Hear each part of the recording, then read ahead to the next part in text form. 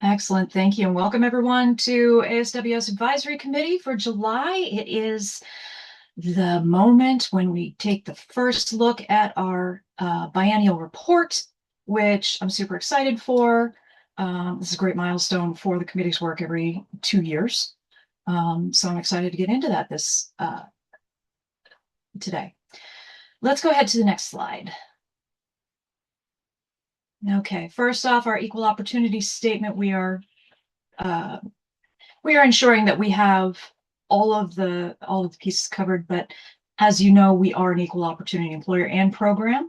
If anyone needs anything, do feel free to raise your hand and we will help in whatever is needed. Okay, let's go to the next slide. All right, and more housekeeping, the recording announcement, we are recording this meeting. Please be advised that your image and voice will be captured and recorded during the video conference. Your participation in this video conference equals consent to be recorded. All right, let's go to the next slide. Okay, so let's take a look at our agenda for today. We've gone through the call to order and all the housekeeping. We'll do a quick roll call of our members. And then, well, we're doing the agenda review right now. Then we'll go into minute approval if we have our quorum. We've got our office updates from the ASWS office and Workforce Services Division. And then we'll get into the 2026 report. Members received an advance copy for review, and we will go through some discussion items on that. That'll take us through the rest of our time. We'll do some public comment and end at the end of the meeting, or, go to the order and then adjourn by noon. One other thing for the members, we have the option already held of a meeting next week if we need more time to discuss the report, or if we need to hold on a vote to accept the substance of the report for further cleaning up and processing. If we accomplish all that today, that meeting can come down. If we do not, we will just hold that meeting and keep it close. So that's how we're going to move forward. But let's go ahead and get started with Vicki. Would you please call the roll? Thanks, Joy. John Devaney. Present. Mike Gempler.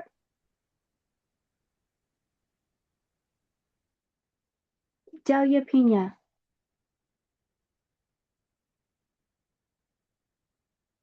Sorry, I couldn't turn off my microphone. Present here. That's okay. I was waiting. I had saw you join. Thank you. Elizabeth Strader. Edgar Frakes. Here. Michelle Besso or Christine White.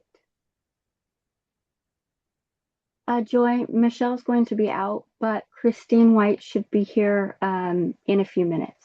Right. She said she'd be a touch late. Okay. Rosalinda Guillen. Present. Jeff Peralt. Here.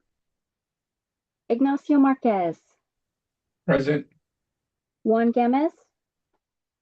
Here. Caitlin Gates. Here. Perfect, Joy. We have a quorum. Excellent. Would you please bring forward the minutes that we are to approve?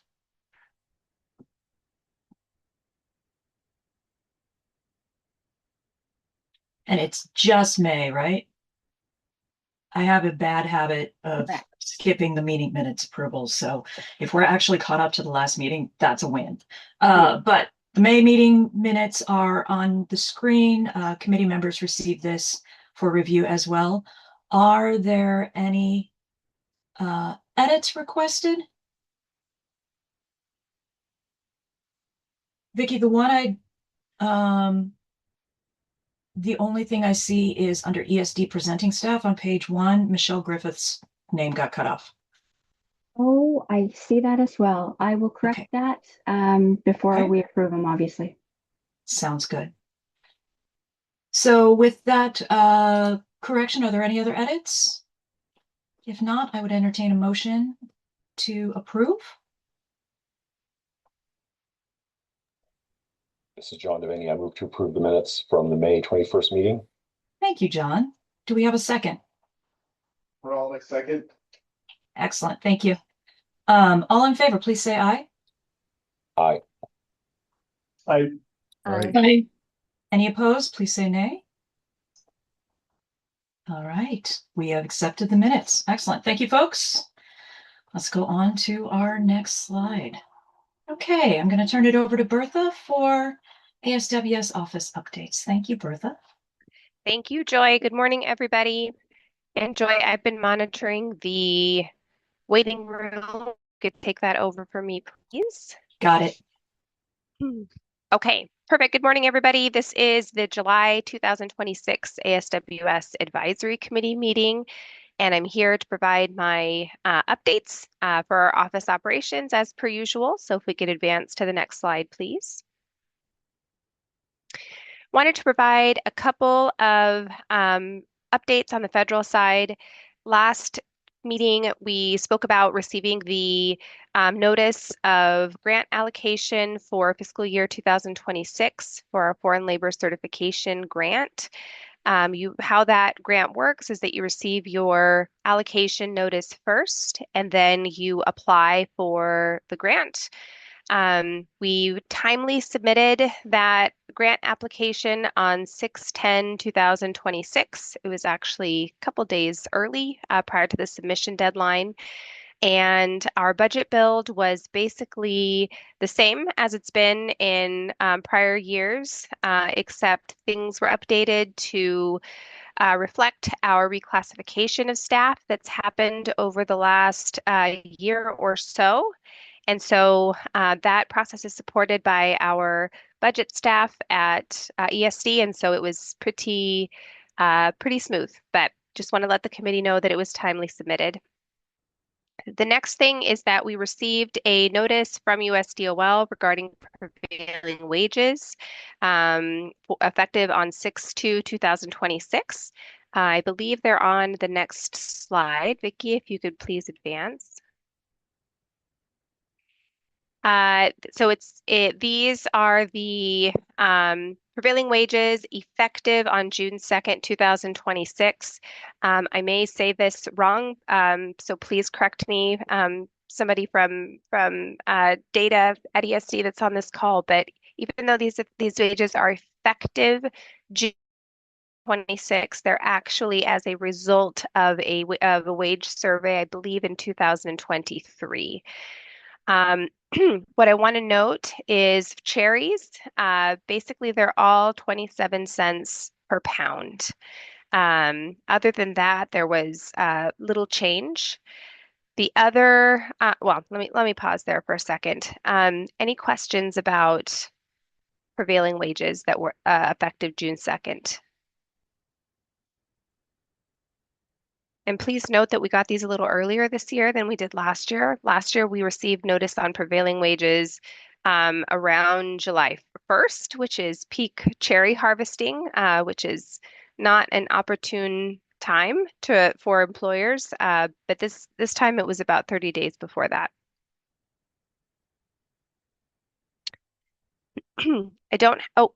I see a hand. Joy, could you monitor the hands, please?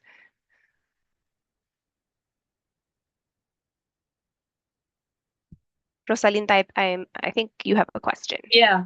The Yes, 27 ma'am. cents per pound, is that lower than usual, higher than usual? Is it stays the same? I think it stays the same. I know Olivia and Tamara are from our FLC team are on. Olivia and Tamara, am I correct in saying that it's the same? I think it may have gone up actually from 25 cents, but can you please fact check Yeah. that for me? It was 24 cents and some of them 27 cents, but not all of them are 27 cents. So, when was the last time that this price per pound went up? Do you know? Yeah, Or- that was June 2nd. Of this year? Yes. No, I mean, in past years, this 27 cents per pound, has it been like fluctuating a lot, or has it been pretty stable? And if so, for how many years? If you can answer it, if not, you can send me that information. Sure. Sure, I think we could probably tell you generally, but maybe not specifically in the moment. But Olivia, is this something that we want to get back to the Yeah, yeah, if you could just send it to me, that would be great. sounds good. Another, excuse me, another notice that we received from OFLC, and I don't believe I have a slide for this, but was on 6/29/2026, which was just a few weeks ago. There was a notice that went out from the department regarding prevailing wage data from the occupational employment and wage statistics for wages effective on 7/1. Um, that notice was largely non-impactful to our kind of uh, majority H2A jobs. If you look at that notice, which is posted on the OFLC's website, talks about zones, it talks about other aspects, but the changes were not impactful to what we call the Big Five, which is the SOC codes most commonly associated with the H2A jobs that we see. So please check that out. I'm happy to put that link in the chat as well, but that one was mainly kind of a benign update.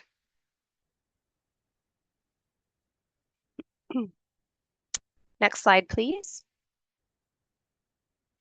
Another notice that we received from the department, this came out, I think, probably mid-June, and it's a big one. So the Department of Agriculture recommended and has issued had federal guidance to expand the H2A program to dairy operations. And so dairy operations have historically been exempt from H2A, specifically because it's difficult, I think, to get around the requirement that the work be temporary and seasonal in nature.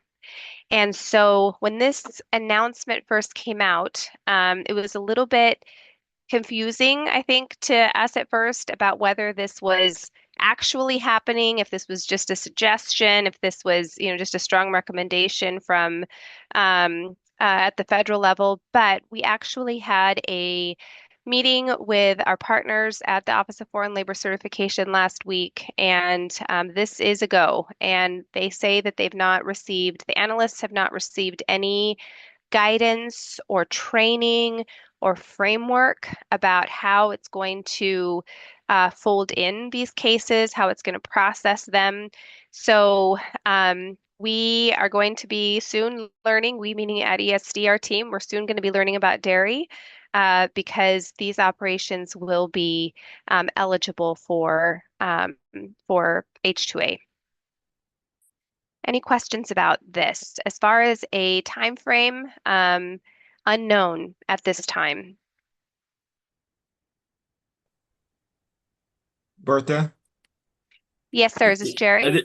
This is Jerry, yeah. I'm just curious, Good do you guys morning. have an idea of how many operations there are in Washington of You know, I don't know specifically just because this has been so outside of our wheelhouse when we talk about cows, we're usually talking about range or, but I don't want to put anybody on the spot, but I see that Ignacio Marquez from the Department of Agriculture is on the call. Perhaps he has a figure that he can quote, or if not, this is something we can get back to the committee about.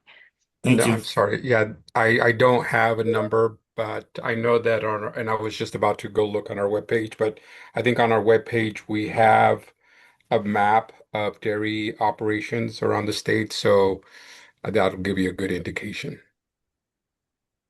I can put the link on the chat if you want. Thank you, sir. Thank you. That would be great if you put the link on the chat. I had a question. So just to clarify, you haven't yet started accepting applications from dairies? That's right. That's right. And Okay. just to take that a step further, the federal government hasn't, I'm assuming this could include additional rulemaking. Obviously, the Office of Foreign Labor Certification is going to have to, you know, obtain training and processes themselves, and then they're going to have to then educate all of the state workforce agencies about how to process these applications, specifically as it pertains to evaluating and analyzing whether the applicant has established a temporary or a seasonal need. And so that's why I say that it's unknown what the time frame is going to be, but straight from the straight from OFLC, they are moving forward with this expansion. So normally, I mean, the H-2A program is supposed to be used when there's a labor shortage. So are they saying then that there's a labor shortage for dairy workers? They're saying Has that even been proven, or they're just saying there's a labor shortage? um they're saying that they are opening up the program for applicants to um make an offer of proof or to articulate whether there's a labor shortage present and whether they meet the requirements for foreign labor. If you look at the definition of agriculture in the H-2A regs, as far as agriculture that pertains to the H-2A program, dairy is not currently included. And so this is a change. This is a change in rules and in policy for the department, but the impact or the product, if you will, is that the program will expand to include this work.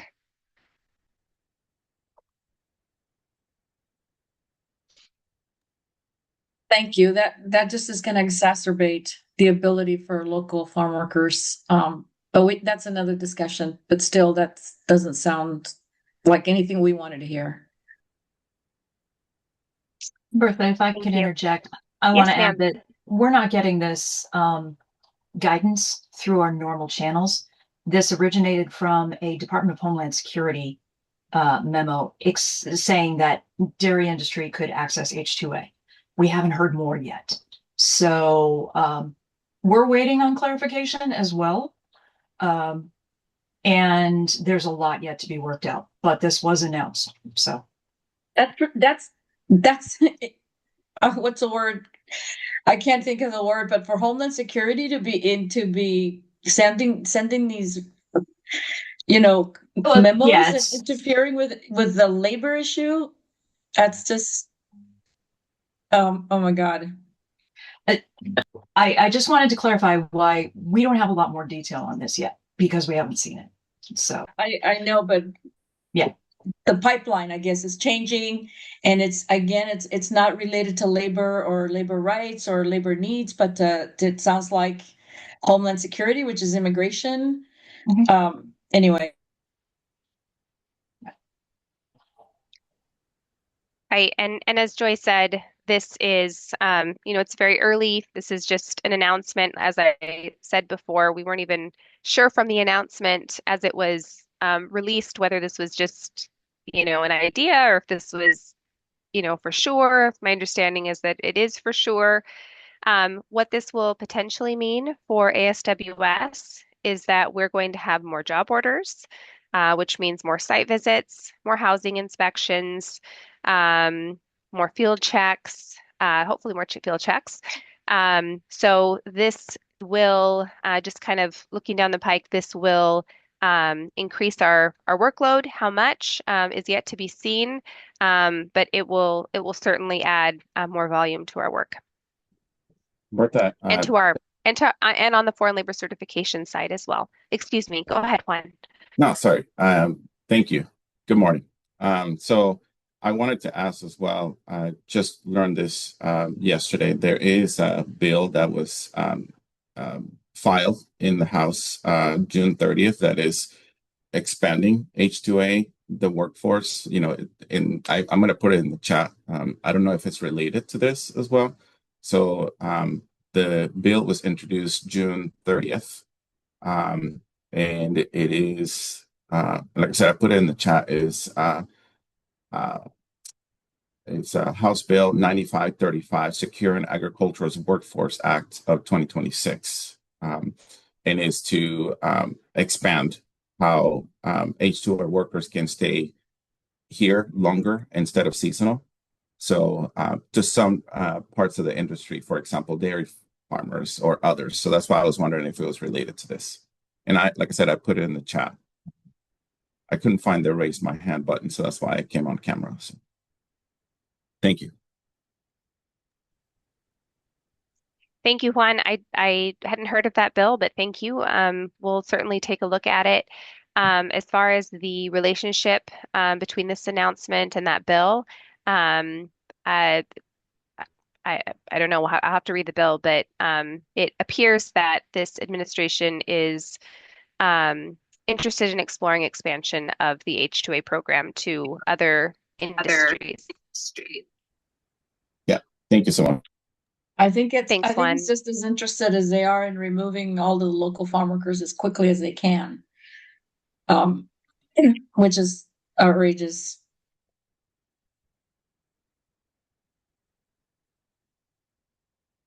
Thank you, Rosalinda. Just wanted to let the committee know as soon as possible about this projected change.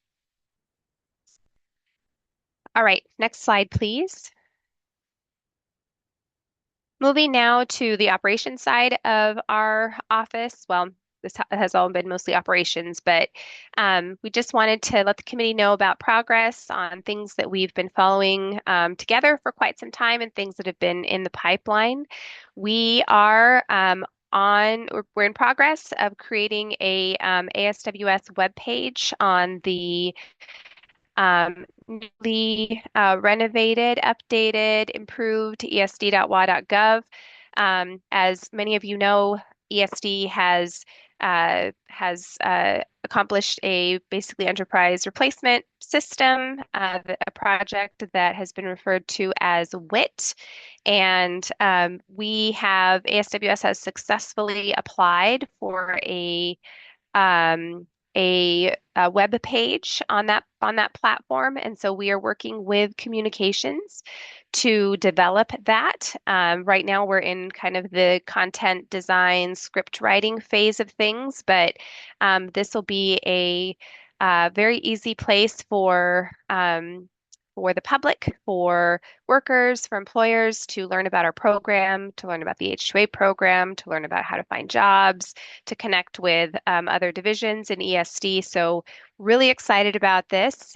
This has been a recommendation that the committee has been making since its 2022 report. So the timing has been right, given the new software update. And so we are excited to put this together and unveil it at some point in the near future.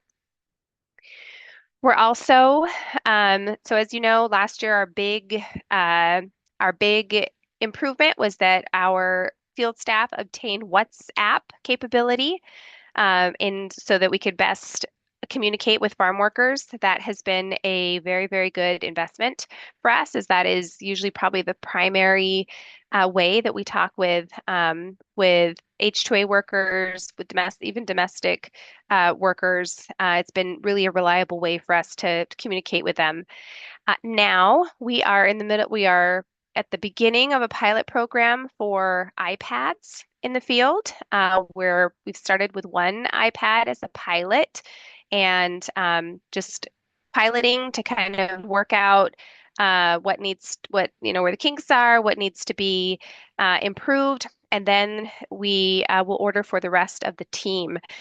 This has been really successful for us because it has ability to call. We are updating all of our forms to be fillable so that they can be uploaded right from the iPad rather than the employee having to return to their physical workstation. It will interface with our case management system, so we are really excited. They are iPads, which is really great because we have iPhones, and it is able to interface with all of our internal software. So this pilot's going really great, and I think it's going to be a really good investment. You may have received a email. I know that I heard from at least one committee member who received an email regarding our change in policy regarding how we're going to send out our redacted ETA 790s. A long practice at ESD, years and years and years. I think that originally there was an MOU from maybe the early 2010s where ESD, our foreign labor certification at that time, one employee, would send out the ETA 790s as filed. So these would be before, we've had a chance to, go through them before uh, uh, OFLC has had a chance to go through them. Basically, they're kind of the raw application as filed before any type of review. Because we are required to suppress employer information, we've always redacted those to redact the employer name, the employer EIN number. But the listserv has about probably 40 to 50 email addresses on it. And the objective was basically educational so that interested stakeholders could see what the trends are, what the wages listed were, et cetera. Last year, we looked at discontinuing this practice just because we're not required to do it, and it does take a lot of staff time. But we kept it because we heard from stakeholders that it was useful to them. It was Hello. important. Oh, Mireya, can you mute, please? Thank you. Um, and uh, and so if you remember from our May 2026 Advisory Committee meeting, we had a public comment basically stating that there was an issue with the first page. Basically, it was an Adobe issue where we weren't able to redact the first page, kind of a complex technical issue. So our change in policy is that we're no longer sending the first page. Um, and uh, and so we're continuing the practice, no longer including the first page. So we're hoping that this will, be less stress for our staff. But we just want to remind everybody that's on that listserv that the how it starts is not how it ends. So that ETA 790, it's raw is filed, but it's likely not going to be the final version of the job order.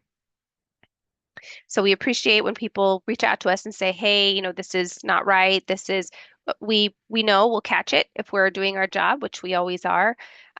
So I just wanted to be transparent about that.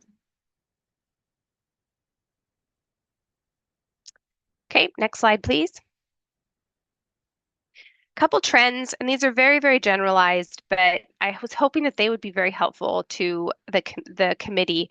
So, we're in July now. We're towards the end of our fiscal year 2026 for the H-2A program. And as you would know, in late 2025, there was many federal changes that arguably added some flexibility for employers in how they file 790s.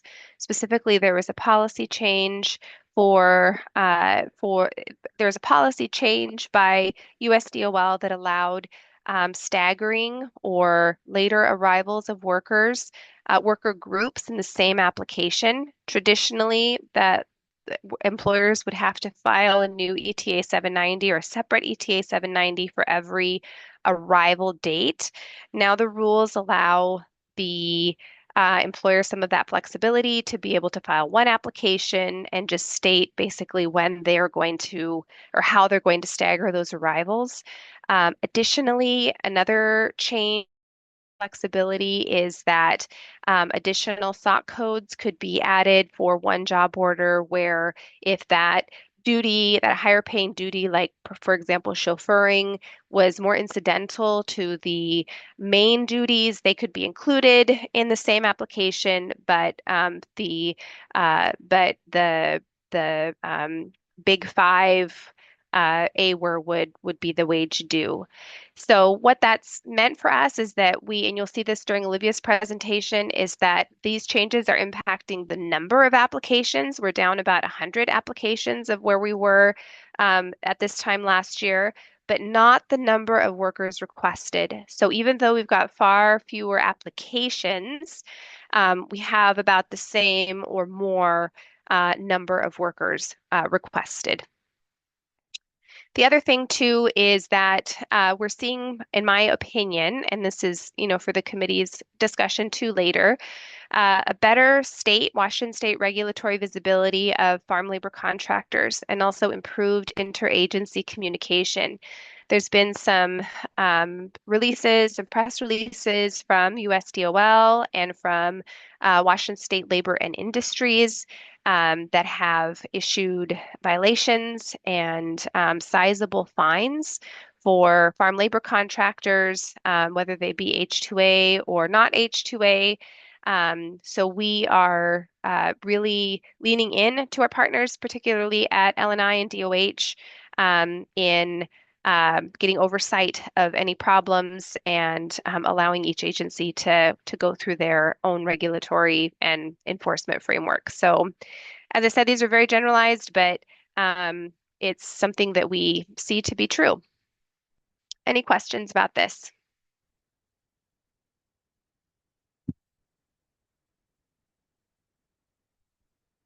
All right, thank you. I think this may be it for me. Just one more thing, discontinuation of services. Of course, this is the process by which the SWA can initiate a notice to employers to discontinue their employment services if there is a final finding by an enforcement agency or other criteria.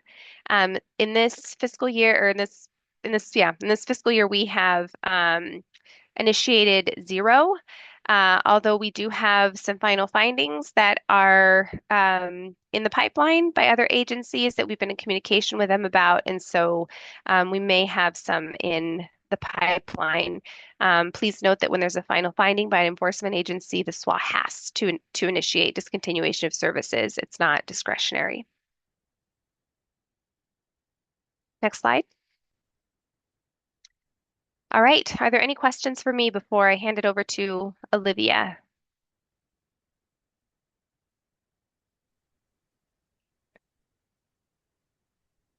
All right. Thank you very much. Olivia, the floor is yours.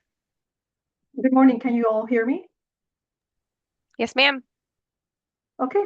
Thank you so much. Good morning, everyone. My name is Olivia Gutierrez, and I am a Foreign Labor Certification Coordinator with the ASWS office. Today, I will be providing an overview of our Foreign Labor Certification program, and I'm going to share some statistics of the H-2A application we have processed during the program year, which covers October 1st, 2025 through June 30th of 2026. I'm going to walk you through the application outcomes, where the requests are coming from across the state, and I will finish with a snapshot of our active contracts. Next slide, please. In this slide, we provide a summary of the applications we have processed during the program year. Between October 1st of 2025 and June 30th of 2026, we received 311 applications with 38,736 workers. 276 applications, or 89%, have been certified. This means that the U.S. Department of Labor approved the employer's request to hire foreign workers. We had 2 denied applications, 1 impossibility determination, 1 partial certification, 17 applications that were still requested or pending at the end of June, and 14 applications that employers withdrew. Now we're going to look at those applications where they're coming across the state. Next slide, please. This slide breaks down the 311 applications with 38,736 workers requested by each application holding office. One of the things that you will notice is the number of applications doesn't always match the number of workers requested. Some employers submit fewer applications but request a much larger workforce. Like you can see, Central Basin has the highest volume with 82 applications requesting more than 17,000 workers. Then we have Yakima followed with 43 applications with nearly 6,000 workers. while Wenatchee has 36 applications with about 3,400 workers. So this distribution helps us understand where agricultural labor demand is concentrated throughout the state of Washington. And the next slide is going to show us the certified contracts what they look like at the end of June. Next slide, please. As of June 30th, 2026, there were 207 active H-2A contracts covering 29,713 workers across the state. Central Basin continues to have the largest share with 59 contracts that are active. That's about 43% of active workers. Yakima, Okanogan, Wenatchee, Sunnyside, and Skagit also represent a significant portion of the active workforce. These numbers provide a snapshot of where the H-2A workers are actively employed at the end of the reporting period, which is, October 1st through June 30th of 2026. And this is all the information that I have. This concludes my presentation. Thank you. Any questions? John has a question. Yeah, thanks for that report, Olivia. Partly a question and partly a suggestion. I noticed that you track in terms of total applications and workers requested, you include about almost 4,000 workers worth of withdrawn applications. I know that it's important to track that because you have to do on a staff basis the initial application processing and review before that's withdrawn. But those figures are also used by a lot of us to track the total usage of the program. And I think it would be helpful to have a subtotal that showed the number of applications and then the actual number of workers and applications that still move through the process for final approval. Because these numbers are also used for really tracking final utilization. Do you think that would be possible to break those out a little bit? I think we can discuss that with Bertha and have something for next meeting. Bertha, you want to say something about it?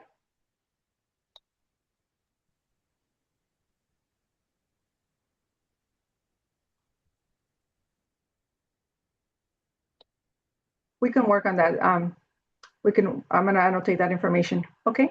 And I would invite any other members of the community to say maybe they don't find it confusing, maybe they don't agree with me. I don't want you to change what you're doing just because I ask, but I suspect that others might agree with me.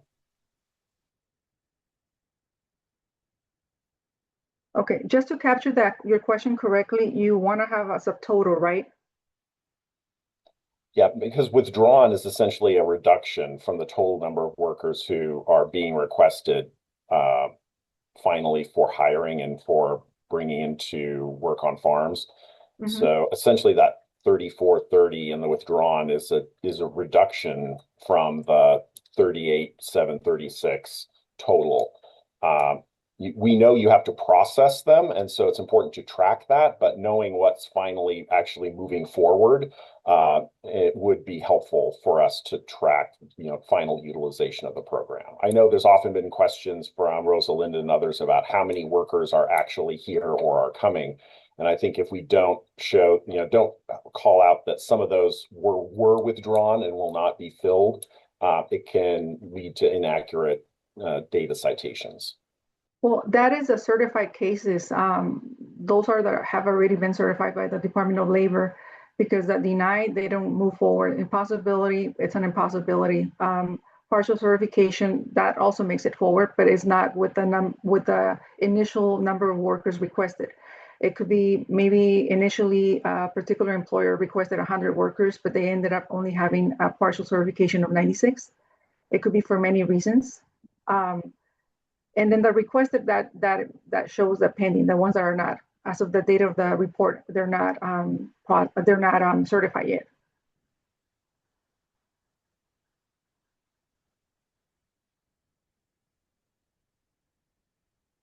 Okay, thank you.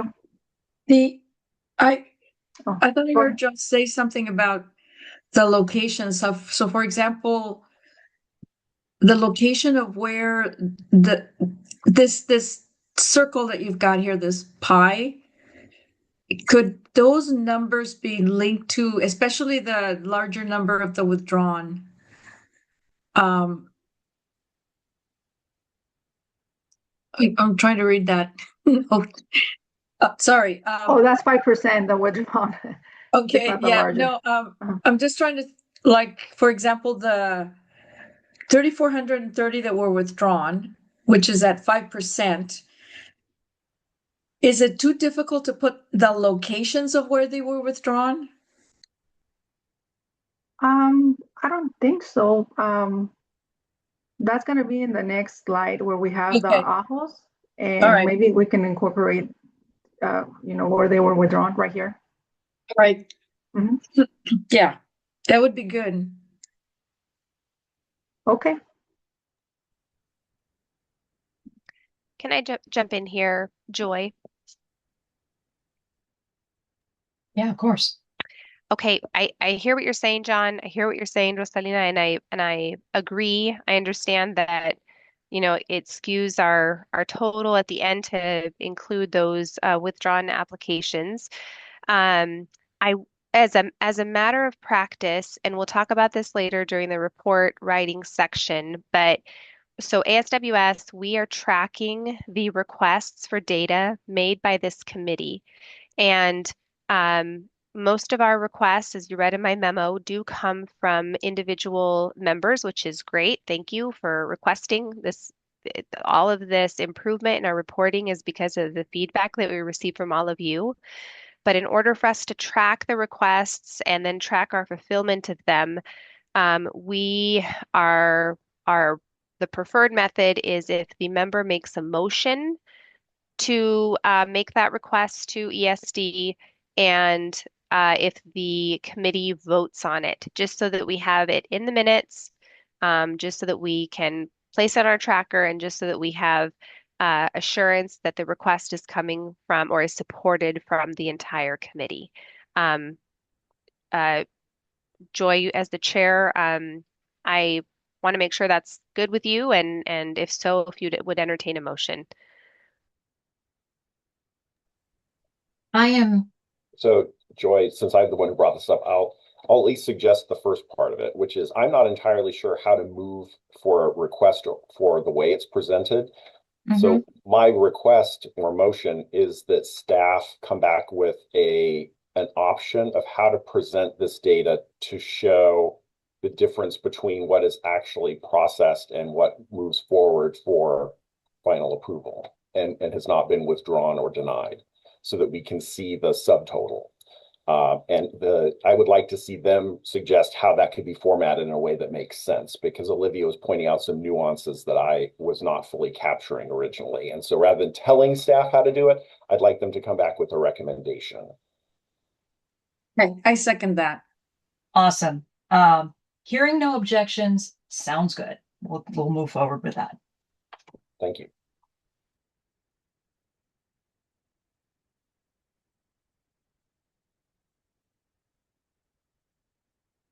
All right, Mago. Good morning, everyone. My name is Pago Cabrera, one of the compliance unit supervisors. I will be presenting data on site visits, field checks, and complaints for the period of October 1, 2025 through June 30, 2026. Next slide, please. This slide shows the number of site visits and workers contacted. Our unit conducted 303 site visits and connected with 1,523 workers. And the graph on the left shows the number of site visits in each applicant holding office, or AHO. Central Basin lead with 102 visits, followed by Yakima with 39.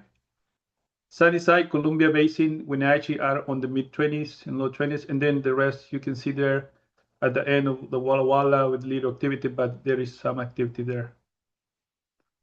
The pie on the right shows the number of workers we contacted during the site visits. Again, Central Basin stands out with 8,071 workers contacted.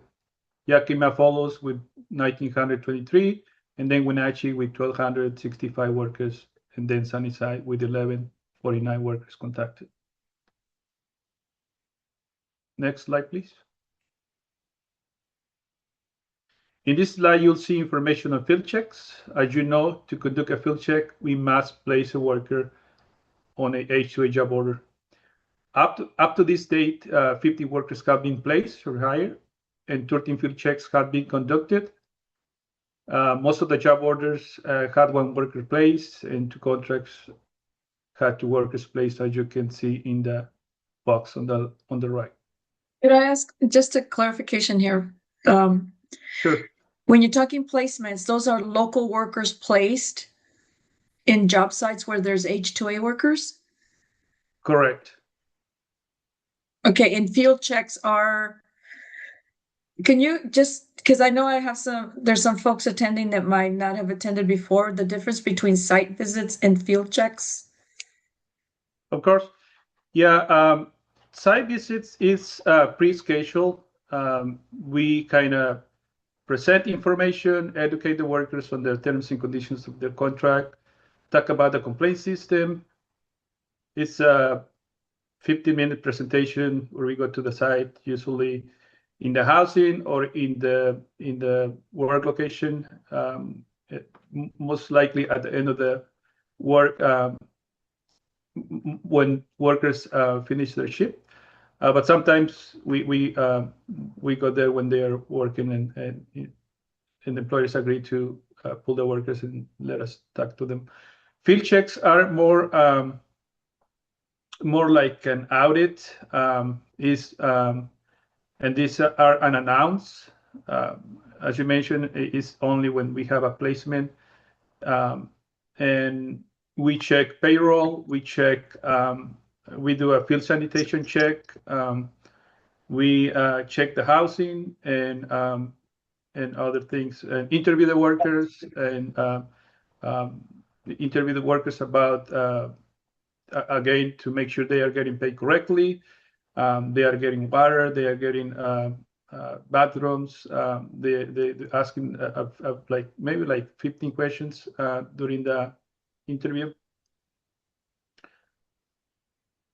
Yeah, that's mainly the difference between the two. Do you have any questions? No, thank you.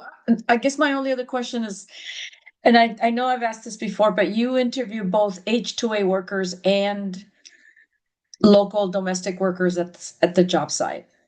Correct. Yeah, we always try to depending on the size of the operation, but usually try to interview about 5 workers, 5 domestic workers and 5 H2A workers.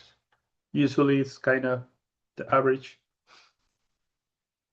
I just want to say I'm glad to see these numbers. And while it's not what we'd like, it's getting better. Yeah, I also like to see more of that. Anybody have any questions? I see Ignacio. Hi, this is Christine White with the Northwest Justice Project. I was wondering if you had information offhand about where these placements were taking place regionally. Yeah, most of the field checks we conducted, I think 9 of the field checks we conducted happened in Central Basin, usually in Moses Lake, Royal City area. I remember we conducted one in the West, and a couple of them here in Wenatchee. Mago, this is Ignacio. Just following up on the last question. This is good that we have 15 placements. Is the agency doing any kind of monitoring or analysis? Because so much we hear about displaced farm workers, employers not hiring workers, and just trying to figure out, okay, what worked for these placements? What was it that worked? Was it the office? Was it the person that referred them? Was it the screening? Was it the employer? Was it the crop? Was it the location? I mean, and on top of that, one of the things that I've mentioned in the past is, do we follow them to see how long do they stay out in this job and find out, why did they stay or why did they leave? Because I think that's looking at that or looking at these 15 placements will give us a better understanding of what are some of the challenges for U.S. workers to get placed into these jobs. Mm-hmm. Yeah, no, that's a good question, Ignacio. The last big improvement that we did a few months ago is that we started working closely with with the workforce offices, with Jenna and team. And what we start doing is that we are checking very closely, or we ask they to refer or give us the reason why they weren't hired. If, for example, if a worker were referred, they let us know why the worker was not hired. So if it's an unlawful reason, we follow up with the employer and and um, and make sure they hire that worker if that worker is able, willing, and qualified to work. And we've been working a lot on those complaints. As you're gonna see in the complaint slide, that we're gonna see like I believe it's like 15 recruitment related complaints, because we are working and making sure those workers are hired. And we want to close the loop there, because we want to know if where the gap is that the workforce offices are not following up with the worker, is that employees not hired them, or what is the miscommunication there? So we want to know from the ACOS what happened there. So that's one of the big improvements. I believe is one of the reasons we increase a lot. The field checks increase drastically in this quarter. But the other part is also looking at how many, and I'm working or I'm talking to some other folks at ESD about this, but the number of referrals that it took to get these 15 placements is also something that should be looked at. I just want to say that I agree with Ignacio on looking at all of those what do you call it, parameters or whatever. But we're still having workers coming to us that used to work at these companies that were displaced. And in Wacomiskatget, you see almost 700 workers, but we're getting multiple complaints from workers that used to work at those companies and were not rehired because blatantly being told that that the company told them that they were bringing in H-2A and they would no longer be hired. And so we've been working really hard to try to follow this process that you're both talking about. And I just want to say that in having staff at the worksource offices at the local level that respond to workers is really important. And that hasn't happened until lately. You all introduced us to some folks in Wenatchee that you hired that are working really hard with local workers to try to place them. And I think that that's what needs to happen. It's still not where it needs to be, but it's good to see forward movement. But the employers are really pretty blatantly not hiring local workers and putting a lot of barriers still. So I think that there's a lot that needs to get done with ESD and how their local the work source offices at the local level are responding. Yeah, no, I agree. We have observed that with employers too. When we hear from, when we talk to them, sometimes they tell, "Oh, we are not hired. We are not hired. We already have H2A workers." Yeah, this when we spoke with them. But my recommendation will be also send us any complaint that you receive, send it to us, and we go through our process, and that way we can continue improving. And also, if you observe that our process can be improved, please let us know so we can continue improving on that.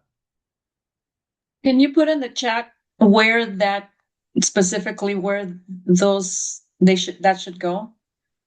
Because you're talking going above over the local work source office. Is that what you're saying?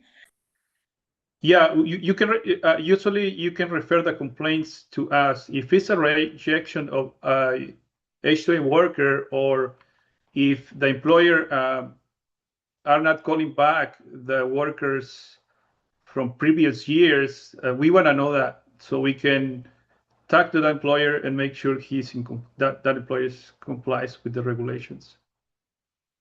But usually is our you can call any compliance specialist. As you know, we have usually compliance specialists across the state, and I think we can share the contact information for me and for them, and you just can let us know. You just can send us an email with the information, and you don't have to send even names. You just can send us anonymously. Yeah. We just can talk to the employer and say, hey, this is not supposed to be happening. So one final question, how are these site visits and field checks triggered? Well, site visits, we do a site visits for each contract, and even we do 2 or 3 site visits for contract, sometimes since the employees start staggering workers. So we try to make sure we do a presentation to each worker. And for field checks, as we explained before, is only when there is a placement. For example, if you place a worker with an employer, I mean, we conduct a field check with that employer, to that employer. You mean a local worker? Local worker, yeah. Workers, yeah. Yes. And how do you know that happened? Well, okay, let me clarify this. This is only when ESD place a worker with an employer. If the local office refer it to the employer, and usually we have a process. You know, when they refer a worker, they let us know. They always let us know there is a placement. You mean the local workforce office? The local workforce office, correct. Okay. Thank you. You're welcome. Okay. Mike, I'm sorry, it's your hand. Yes, can you hear me? Yes, I can hear you. Thank you. A couple things. First of all, Rosalinda, those allegations of displacement, not being hired by H2A employers need to be reported right away. You can report them to U.S. Department of Labor if you want to. It's not supposed to be happening. It's crucial for the integrity of the program that it not happen. So report it. It just saying that it happens without reporting it doesn't do any good. Secondly, I have a question regarding the slide you put up there, saying that from, I don't have it in front of me right now, but for that September through June period or whatever it was, you contacted farms, H2A farms that represented just over 15,000 employees, correct? Correct. And so that's not all the employees. I mean, that's not all the contracts. So you're supposed to do the site visits for every contract, correct? And that's your goal? Yes.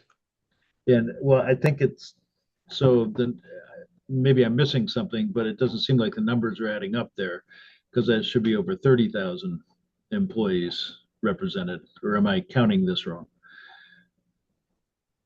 Yes, to some contracts, we still don't do the site visits, are probably going to be done soon, and the other factor could be, these site visits are voluntary for the worker. It's not voluntary for the employer, but it's voluntary for the worker. So sometimes not all the workers attend the presentation. Oh, I see. So this is counting employees who attend, not Yes. employees represented by the farms. Okay, thank you. So yeah, I just think it's really important, again, for the integrity of the program in Washington State to show that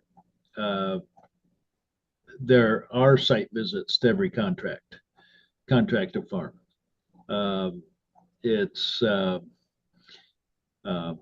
important that, and if that is not happening, that at least there's a rotation so that farms that haven't been checked recently are checked in the next round of site visits.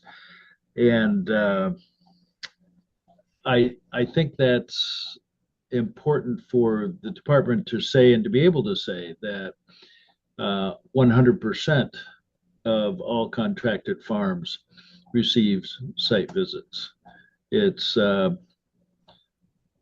really central to the credibility of the program. Thank you. Thank you, Mike. I agree. So I just have to respond to this.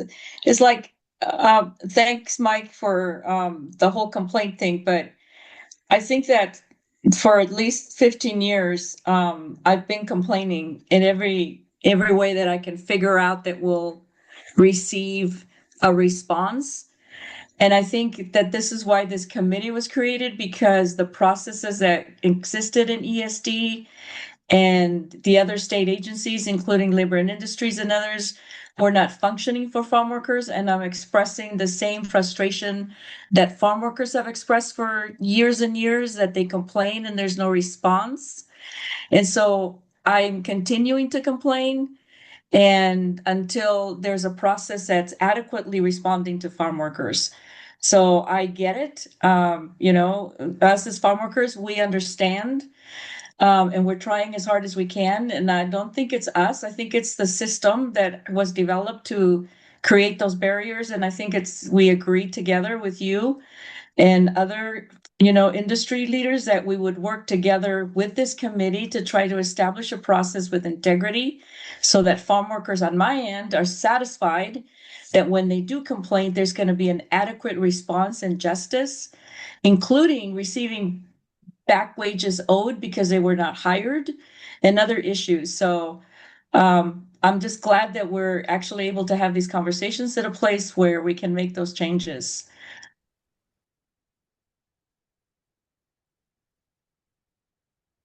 Yeah, no, thank you both of you for your feedback.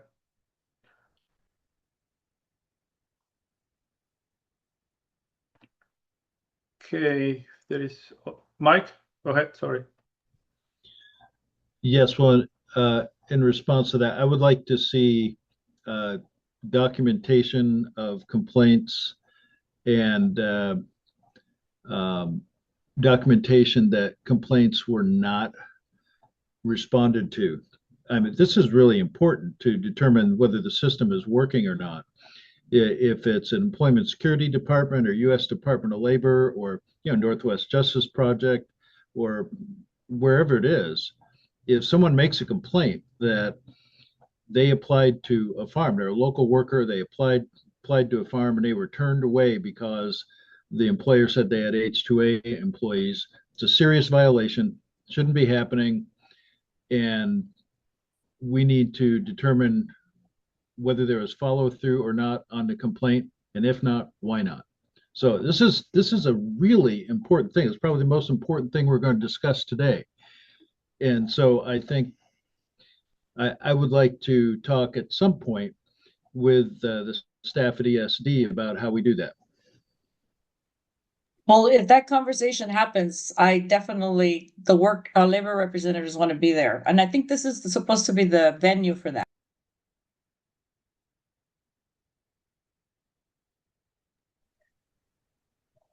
Would the committee like us to take this as an agenda item for a future meeting? Joy, we've got a complaint slide coming up. So I think that it will probably get covered there. And just to confirm, Margot, great job. Just wanting to confirm that our goal has been since 2022 and it still is, and we've accomplished it each year, that each job order will receive at least one site visit. So that remains unchanged. And each complaint that we receive is processed according to our processes. And so we'll go next to the complaint slide, and I think many of those questions will get addressed. Sounds good. Thank you. But I mean, but I just want to say also that all of this is going to require and has required additional staffing, right? And budget growth for the agency to be able to get this work, to have enough people to do all this. Yeah, no, I agree. And I mean, and our staff, I mean, we're busy in each region. I do want to emphasize, though, that we do receive third-party complaints. We want those third-party complaints. And so, but we can only intake it and process it if we receive notice of it. So Tamra has very helpfully put our email and a phone number in the chat for anyone, whether that be a member of the public, a worker, a advocate, etc. If you receive information to indicate that there is any type of domestic worker discouragement or anything like that, please let us know about it. We actually just received a third-party complaint about a week and a half ago that we followed up on immediately. So please let us know. Rosalina, to your point, that's what we're here to do. Okay. Absolutely. Thank you. Thank you, Berta. Thank you, Mike and Rosalinda, for your feedback. Okay, moving on. Here we have a complaint overview. As of today, we have received 77 complaints in total.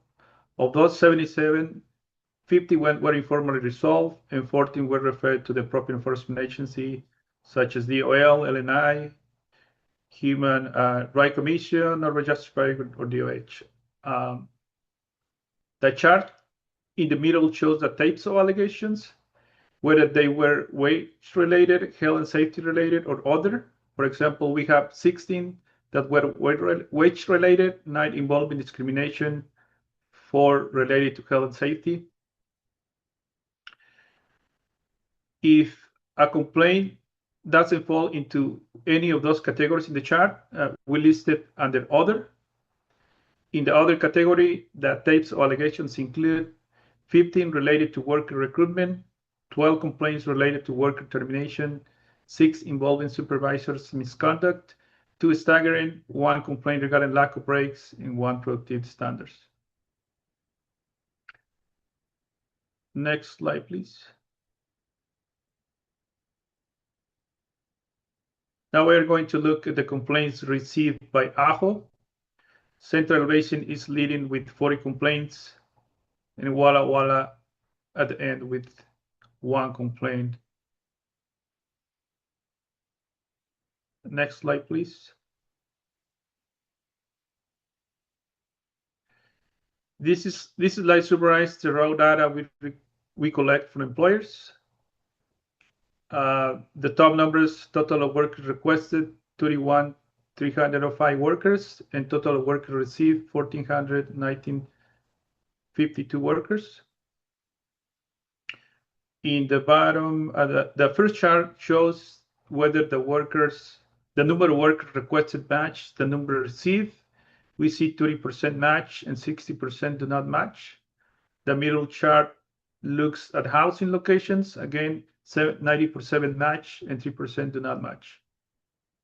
The locations where the workers live, the middle side shows that workers live in the housing that is in the contract. The third chart shows worksite locations matches, 90% match and 1% do not match. Good. Could I ask a question? What happens when they don't match the housing? In the housing, well, we usually we talk to the employer. We see a couple of things, a couple of issues. Like, for example, one time one of our compliance specialists was going to conduct the site visit, and the employee told, "Hey, we have the employees in this location. Can you do the presentation in this location?" And when the compliance specialist checked the ETA 790, that housing was not in the ATA 790. So we asked the employer to move the workers to the housing that was in the ATA 790. So we usually address those issues immediately, and making sure they are in the housing that it's in the ATA 790 and it's a safe housing and it's licensed and everything. Mago, if I can just jump in here really quick. So I'd like the committee to look at this slide, reflect on the report that Margarito just provided. This is something that we're going to talk about later on in our report writing segment of this meeting. The memo that I sent out describes some of the gaps and kind of what ASWS sees as gaps in this reporting. Please note that this data collection is from the House bill from the 2024 session, and it's codified in RCW 50.75.060. ASWS has some suggestions to the committee about how to make this reporting better. But I just want you to kind of, and we'll bring up the slide later, but just want you all to reflect on this report and, what you learned from it, what's helpful to you, what's still not answered, because that's a conversation we'll be picking up later in the meeting. Okay, thank you, Berta. Yeah, that's all I have. Thank you very much. Back to Tim. Excellent. Thank you so much, Magos. So we'll turn over to the Workforce Service Division now, and Tim and Jenna. Hi, Tim. Thanks. Hey, thank you. And thank you, Mago, for the good conversation too. Jenna and I both work for Alberto, and we'll do a quick introduction again for you. I'm Tim Probst. I'm the manager for the Employment Service and Economic Inclusion. And Jenna, can you introduce yourself? I sure can. So I'm Jenna Argot. I am the Agricultural Services Coordinator as part of the Wagner-Pizer program. All right, and let's go to the next slide, and Jenna's got that one. All right, so here we've got our migrant and seasonal farm worker outreach performance, and this is a comparison of the path of last year and then this last program year.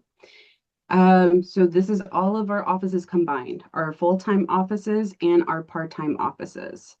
So FTEs 11, total outreach days altogether is 1,306. And total number of migrant seasonal farm workers contacted is 19,007. Next slide. All right, then this covers the complaints and apparent violations. 113 complaints, and this looks pretty similar to what you saw last time. Total number of apparent violations, 7. Total referred, 104. And total resolved are 22 there. And one thing you'll notice here is that total referred number. There is one particular company that was the bulk of those and has been referred to LNI, and LNI is doing a very good and meaningful investigation of that. And we've also had meetings between LNI and our local staff that have been working on that. As well as a really great presentation from LNI on their enforcement activities at our recent summit for training our workers. We'll go more into that summit later in the slides. The next slide is Jenna. Yeah, so here's the breakdown of the types of complaints from migrant seasonal farm workers. So for health and safety, 11, discrimination, 9, wage related, we have 100, and then other, so it can also be tacked on with another, is 8. And just a few examples, we had a person that had their vehicle near where they were spraying, and so they weren't told that they were to move it. So I guess there's some damage to the vehicle. And then somebody felt like, they had a supervisory role and they no longer have that position. So there was a complaint about that. That's just an example of other. Next slide. There's no questions. So these are our full-time outreach offices. Just for a quick aside, the federal words are significant and non-significant. An agriculturally significant office. We don't like calling any of our offices non-significant in agriculture because we want them all doing outreach and good work on the agricultural industry and on MSFW work. So we choose to call them full-time outreach offices and part-time outreach offices. So all of the significant offices have a full-time outreach person or more. And so we refer to those as the full-time outreach offices. And you can see they're the ones you would suspect: Central Basin, Columbia Basin, Okanagan, Sunnyside, Wenatchee, and Yakima. And you can see the year-to-year outreach conducted. All right, next slide. Okay. So we were asked to bring part-time offices outreach numbers, right, in this presentation. So here you might see a little wonky with Columbia Gorge, right, taking the show, but please note that our Columbia Gorge, Skagit, Walla Walla were full-time offices in our previous program year, so that's why they show a lot more during that time. But our offices are meeting those numbers, as you can see there for this program year. Questions there? No questions. We'll move on to the next slide.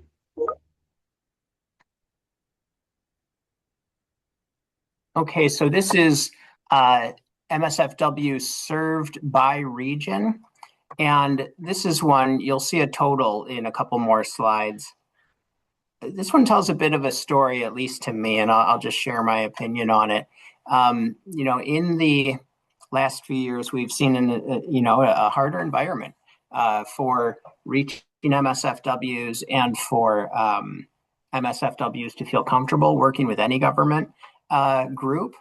And of course, you know, the ag industry as a whole has had some headwinds to face with you know, the environmental issues that have happened here and there, but also with, you know, it's a export heavy industry, and the rules around exporting have been unpredictable a little bit in the last few years. So this is just my opinion, but I'm happy to see that despite those headwinds, WorkSource is serving more MSFWs each year. And you'll see the totals later, but you can kind of see the story right there in the central region, where year by year, WorkSource has been serving more MSFWs. In my opinion, if we were just holding steady, that would be pretty good under the circumstances, but we're in fact increasing. Just my interpretation of the data, but I thought I'd share that with you. All right, next slide for Jenna. I had a question about that last slide. Sure. Yeah, so do I too. So go ahead, Rosalinda. What? Yeah, because you said the numbers have increased. What I'm wondering is, has staff increased in these WorkSource offices? Across the last 3 years, I'd have to ask Alberto about that one. In the coming year, I know we're increasing our resources for MSFW outreach a little bit compared to current year, but I don't know regarding the last 3 years. Yeah, I can help respond. And what we've seen over the past 25 plus years is that Wagner-Peiser funding, the funding source that is a foundation for our work, has remained flat. So when you account for increased staffing costs, inflation, it is in fact a decrease in staffing. So yeah, funding's remained flat, and unfortunately, staffing has continued to decline due to higher operating costs. And I believe that's consistent with the presentation Dan Zeitlin gave to you, I believe, a little over a year ago.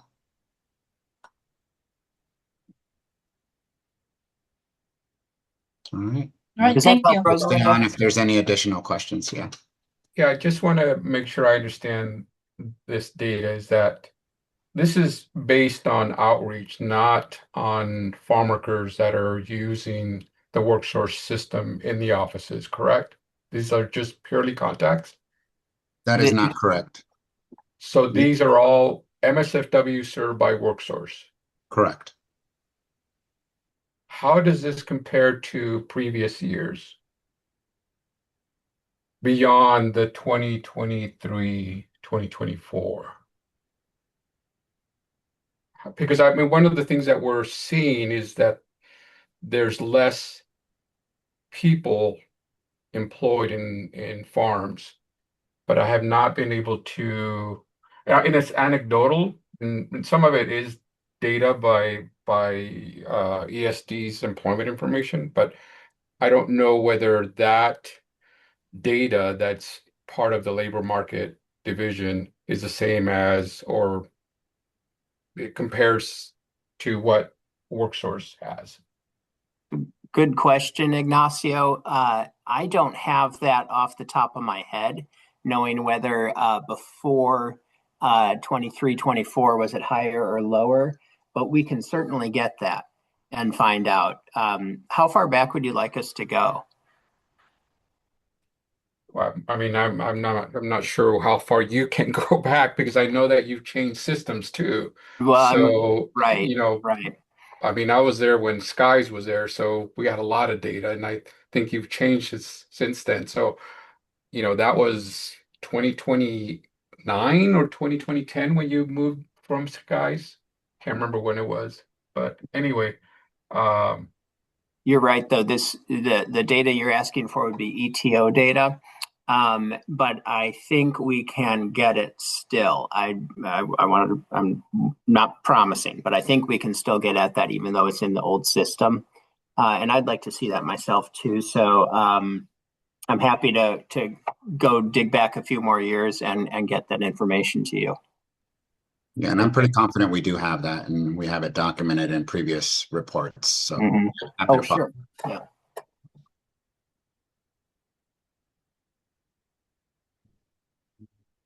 Any other questions on this one? Okay, Jenna's got this next one. So these are full-time outreach offices that are served by, or migrant seasonal farm workers served by our full-time outreach offices. The other previous slide was by regions. So we've got our Sunnyside, Central Basin, Yakima, Wenatchee, Okanagan, and Columbia, which are the full-time, and then the remaining offices.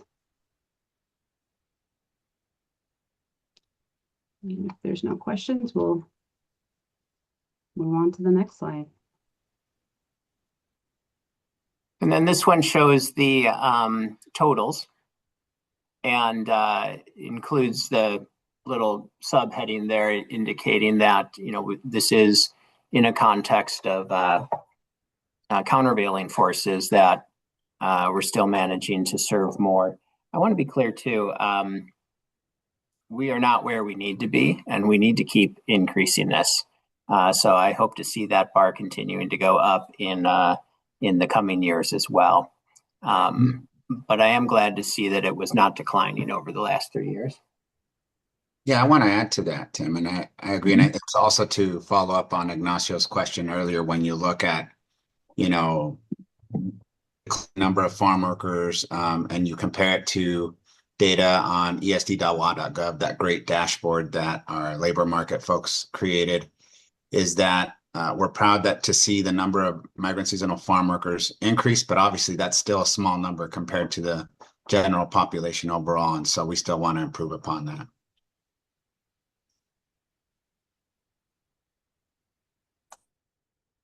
And Ignacio, when we go back, I'll get this one going back a few more years too. Thanks. Yep. All right, and then the next slide. I'm going to jump in real quick here, but Jenna's going to walk us through this. But Jenna and Ricardo, I just want to compliment you publicly on the MSFW in-person summit. It was a very meaningful training and standardization and improvement for our whole system. We have a lot of really highly motivated staff working locally.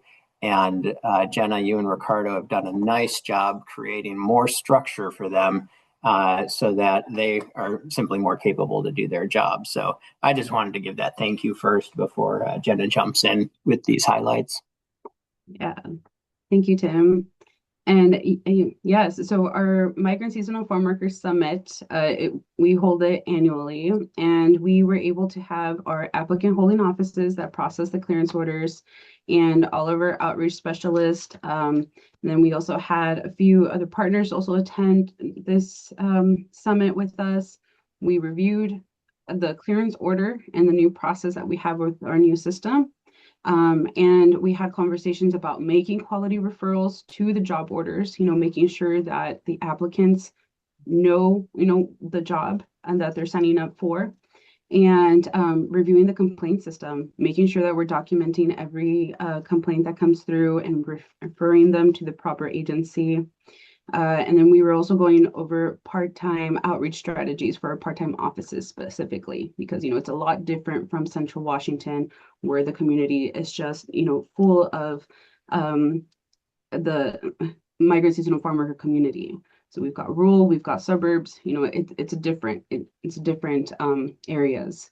And yeah, and we had good speakers. We had folks from the Labor and Industries. We had Washington's Human Rights Commission, Northwest Justice Project, OIC of Washington State, and U.S. Department of Labor. So we were really excited to hear and learn a lot.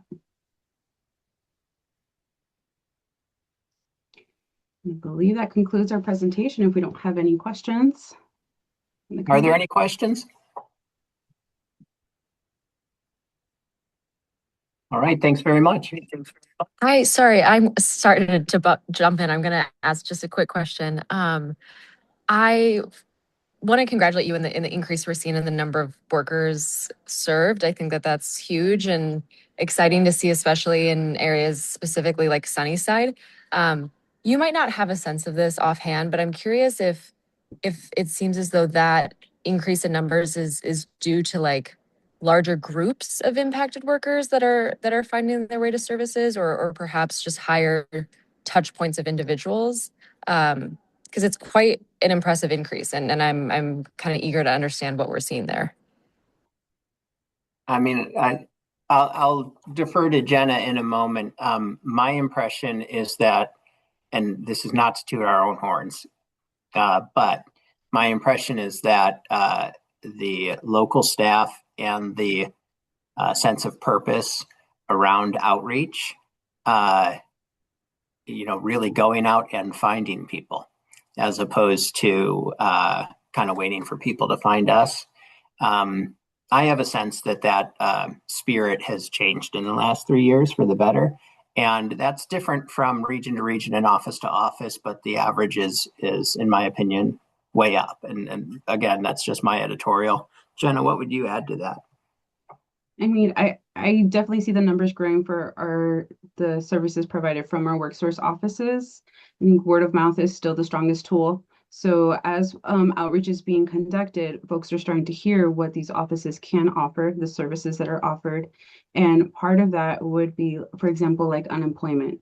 So if there's an off season during that time that they're waiting for next season to start, I mean, they can be receiving unemployment during that time, if they qualify. So, the word is getting out that they have something, to sustain them till next season comes in. And that's one of the things that, as part of outreach, we're making sure that folks know other services are available. I'm going to add my 2 cents on this one. Okay, real quick. Won't belabor it more, but too much. But I think a couple of other things have also helped us.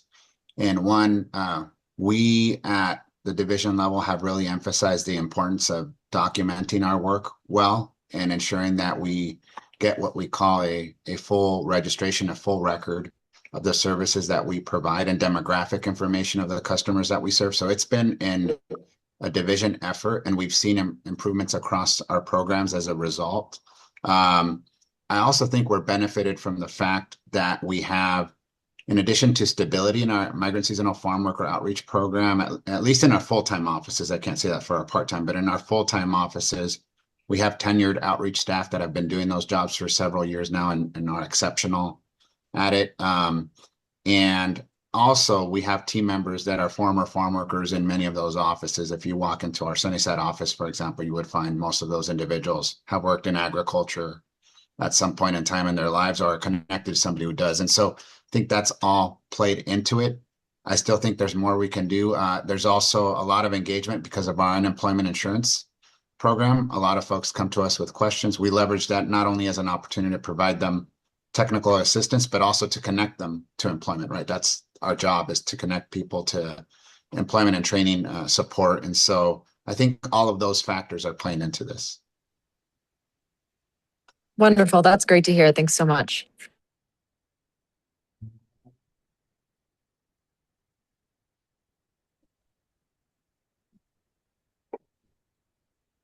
All right, if there aren't any other questions, then let's proceed to the next part. Excellent. Thank you so much, Tim and Jenna and Alberto. Really appreciate your report out for the division. Okay, and now I'm going to turn it to Bertha to talk us through the legislative report that members received a early draft of for their review. Thank you, Joy. I'm wondering if we might need maybe a 5-minute break here.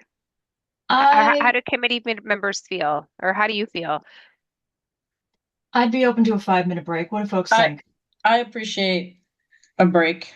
All right, my clock says 10:34 right now. Let's come back at 10:40. Thank you. I don't know about anybody else. Perfect. Thank you so much, Vicki. All right, I would invite Bertha to come talk to us about the legislative report. Okay. Good morning again, everybody. Thank you for that break. Hopefully we're all refreshed and ready to tackle this together. Committee, this is your 4th legislative report since ASWS began in 2019. The last one you did was 2 years ago. And so this process hopefully has gotten better over time. Our goal today is to review you received the report, basically get kind of your assessment of the direction of the report, and all committee members received a memo from me when they received the report draft. And the goal of that memo is to guide your conversation about 3 different topics that ASWS is hoping the committee will provide feedback on and include as their recommendations in the report. In years past, we've done committee recommendations in different ways. We've had you break up into subgroups and kind of meet on your own time. We've done that during our public meeting.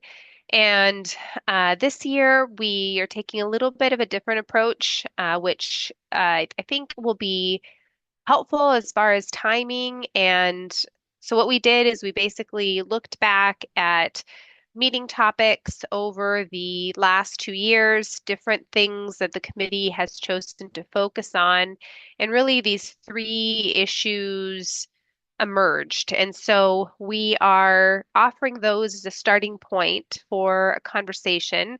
And those conversations will take place today. If you could go to the next slide, we'll talk a little bit about timeline. So we are right on target as far as our timeline. Our drop dead is, our published date actually is October 31st, 2026. That's when the report goes live on the OFM website. So right now we are in our review stage. We are using this meeting as has always been planned to review the report and also form these committee recommendations that have been included in prior reports. So then between this week and next week, we want to give you some time to communicate with us, maybe communicate with each other in finalizing edits, finalizing your recommendations, and we will have a special meeting, which has been on our 2026 meeting schedule, specifically to shore up the report and with the goal of taking action by the end of the meeting to approve the report. Once approved, then there is multiple layers of review that need to happen involving different agencies and different divisions of ESD, including communications, needs to undergo an accessibility review, OFM needs to review it. And so we've got some time built into our time frame for August. If we absolutely need to hold the approval of the report to August, we still can, and that'll work with our timeline. But our goal, hopefully, is to approve it at next week's meeting. Then, as I said, then we'll kind of go through internal channels, and it will be posted for public consumption, for legislative consumption on August 31st. So let's see, what is the next slide? Okay, so before we get here, we do have the report ready to pull up, but we don't, I'm not interested in doing kind of a line by line here, but I'm just wondering if maybe we can use kind of this first section of time to get committee feedback about what staff has provided in the report, any gaps that you see that are missing. Please, please don't comment on typos at this point right now. We know that there's typos in there. It's a first draft. But I want to take some time to kind of get people's reactions to the draft.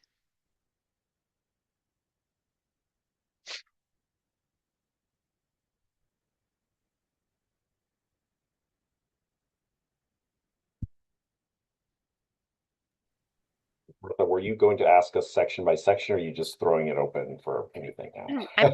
I'm throwing it open, and Vicky is standing by with the report in case we need to reference any particular page. I just wanted to say I need more time to review, especially with some of my staff.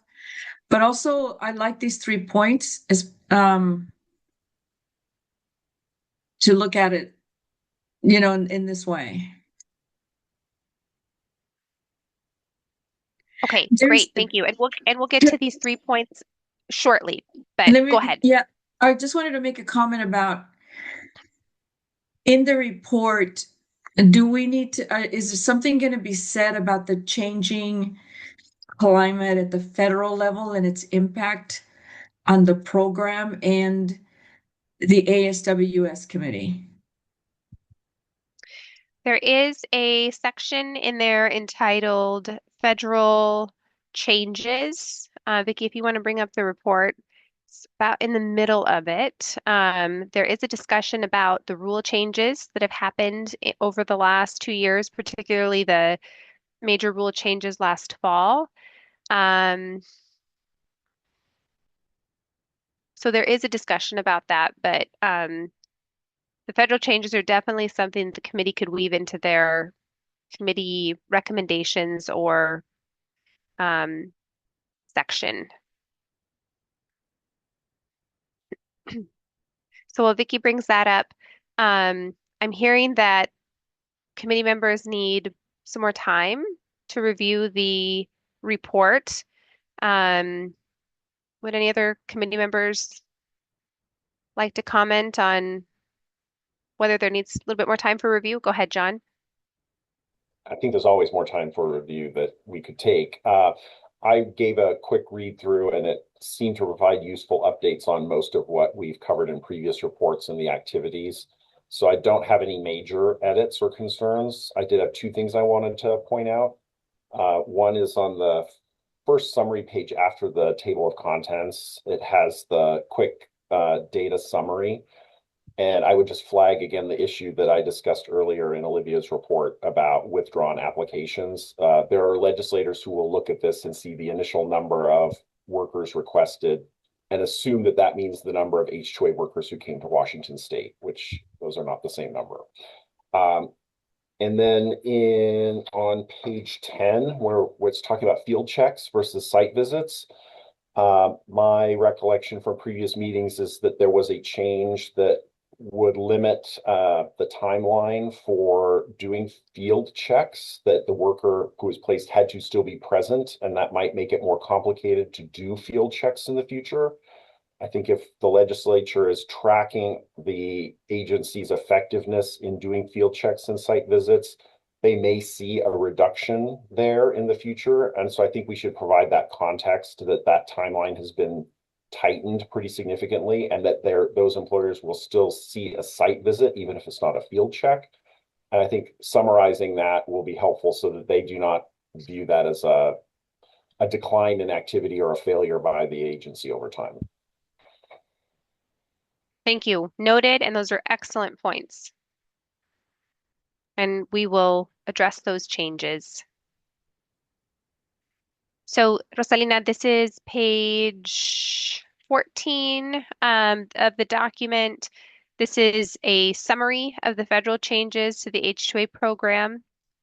The summary is mostly focused on what the changes are, but there's not a discussion here regarding the specific impact to H-2A in Washington specifically.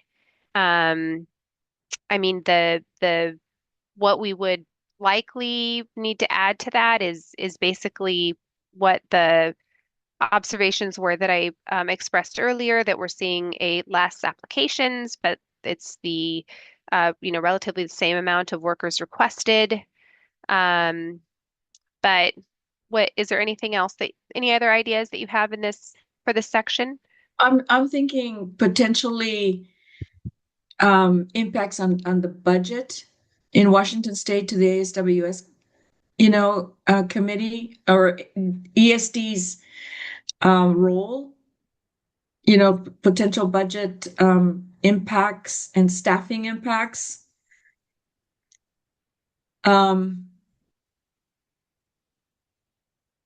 And now remember that dairy has not I'm thinking when you said staffing, my mind immediately went to, that we'll anticipate more job orders and have more post-certification work to do when dairy is added. That will not be during the reporting period of this report. So that's why you don't see it here, but it's certainly something that we would need to include in the 2028 report. But won't that be post the change? I mean, I'm just thinking this is a report to the legislature that is it not proper to have like a heads up type of thing? So they can see it coming instead of addressing it in the middle of a potential staffing and funding crisis if the rules do change. Yeah, I see what you're saying. I'm noting that. And yeah, I think that's we'll have to kind of think about whether we need to create a second. Anyways, I see what you're saying. I understand that. And I think it's a very good point. It's also in relation to the impact to statewide, to the poverty level and the job opportunity level to farm worker families that are already in Washington State. I mean, it's a huge impact as the rules change and there's more and more workers being displaced. It's like it affects the entire state budgeting and impact on rural communities in general. It's that you can't do one change to one part of the H-2A program without impacting all of these families statewide at some level. Thank you. Good point, Rosalinda, absolutely. Sorry, go ahead, Joy. I was just going to say, now I understand what we are chatting about there, and that absolutely is the case. There's also the, very public stress of the governor forecasting that the next biennial budget is going to be challenging, and there are state funds that we do use to add on for this program, and those could be something that definitely goes into the landscape looking forward. I don't know if we have that section in there right yet, Bertha, but we can talk about what that looks like. And even if it doesn't go in this report, because this report is talking about the prior 2 years, it can be part of it could be a piece of the messaging that ESD and the other state agencies are using with the governor's office as we develop the budget and with the legislature. Right. And there's also there's just so many impacts, including as farm workers continue to lose opportunities to work, like now there's H2A workers doing the pruning in the wintertime and other types of jobs. The agencies that serve poor people, which is farm workers, their ability to serve, sometimes double the amount of folks, the food banks and other, services are getting stressed. Understood. That impacts the state budget. Yep. Agreed. And also, I just put in the chat the section from the statute that outlines what your charge is as a committee. This report, parts A and B there. So just kind of as a reminder to keep us focused on what we have to accomplish or what we need to accomplish for this report. Ignacio? Yeah, what was the reporting period for this report? It is 2025 and 2026. And you'll notice, Yeah, yes, to what month in 2026? I don't know if we've ever The reason I'm specifically asking is stated because that.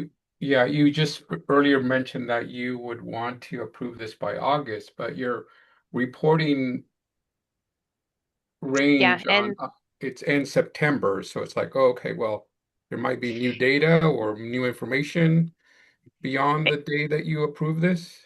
well, and thank you for bringing that up. Last time in 2024, it was the first report where we aligned our foreign labor certification reporting period with our compliance reporting period, and that, of course, that period ends on 9/30/2026. So you'll see in our data, particularly on the compliance side, we've used basically just placeholders because we were able to update that kind of at the last minute. Like, for example, we were able to do most of the review and then update the data through the reporting period. So for your question, the reporting period for this report would end when our fiscal year ends,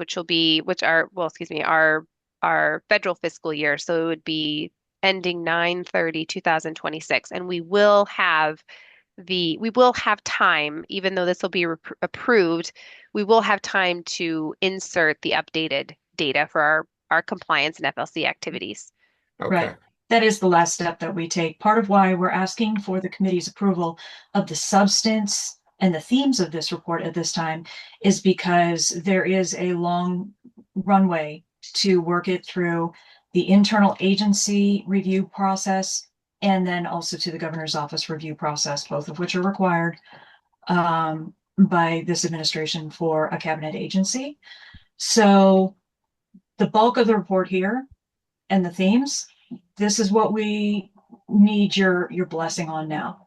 Then we continue to work with communications, government relations, the data folk, continue to keep an eye on the data.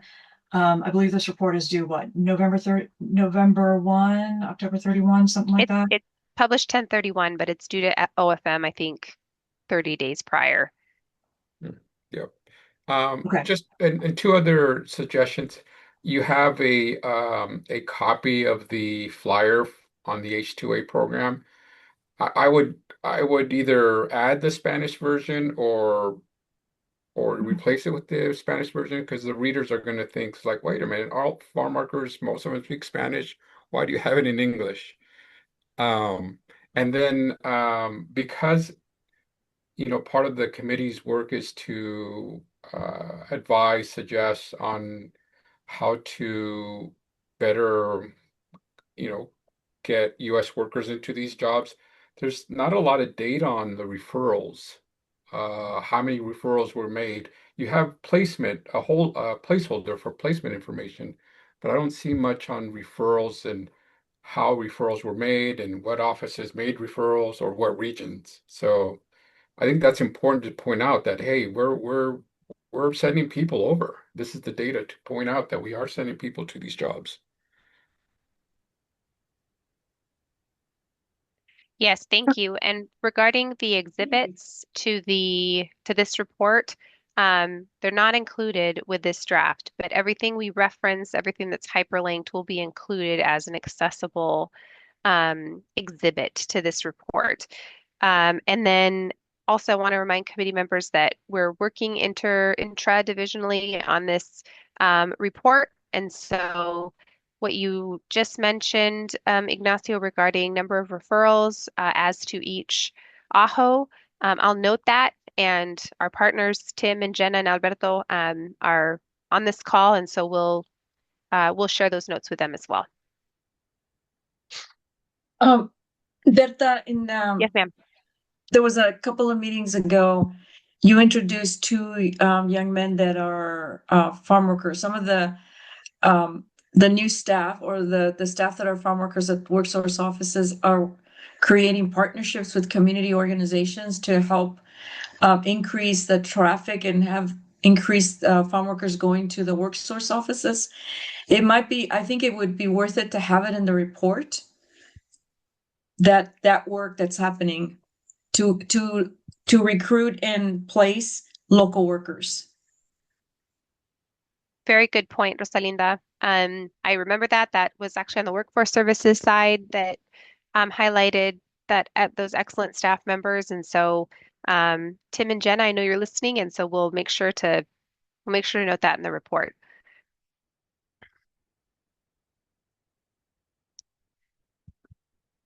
And Joy, do we have until noon or 11:30 for this meeting? We have until noon. Oh, okay. Sounds good. Just wanted Yeah. to make sure we had time for our discussion of the three topics. We do. I'll give a time check at 11:40. And then if we wrap up within 5-10 minutes following that, we can move to public comment and all that. Okay, perfect. So why don't we do this?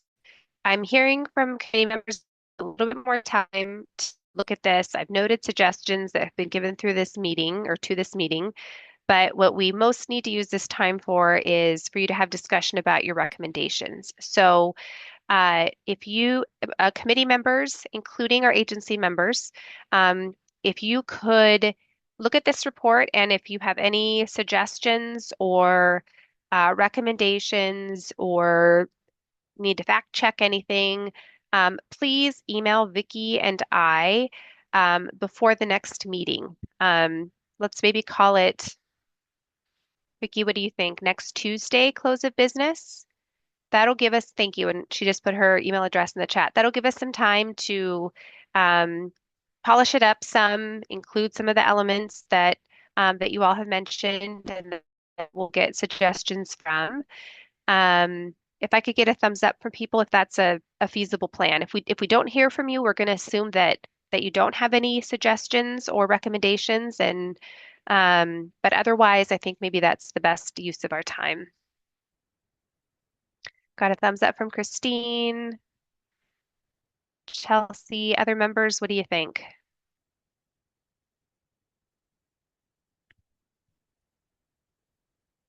All right, so let's move to the slide where we review the three topics here that were included in the memo.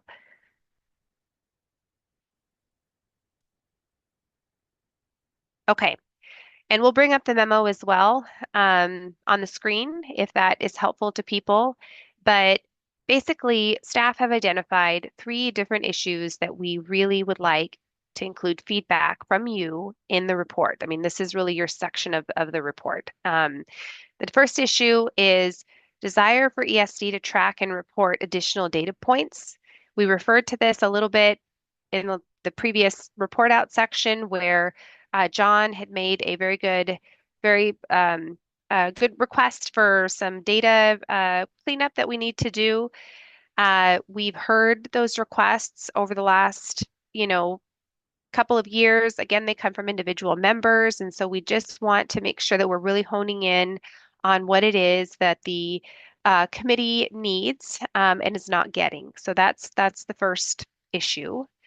The second is our ASWS's reporting of data as required by RCW 5075060. This is that data collection piece where we use the data collection form to obtain data during each field check and site visit about where the workers are working on that particular day and where they are living on that particular day. The statute requires us to report that to you all on a quarterly basis. And today was one of those reports. And my memo outlines some bugs that staff have identified. And so we want to hear kind of the committee unpack what they think needs to be improved, whether that's, some rulemaking by the department, whether that's amending the statute, whatever it is that the committee thinks will improve this and actually get to the data that they need, and it's the intent of the statute. And then the third issue is specific strategies to improve placement of domestic farmers to ag jobs. This is something that you all have been talking about for the last 6-7 years. And so it's your main charge as this committee to ESD. So we want to discussion on that. And so would it be helpful if we pulled up the memo just to kind of start your discussion on these points? And we need to cover all three of these by about 11:40.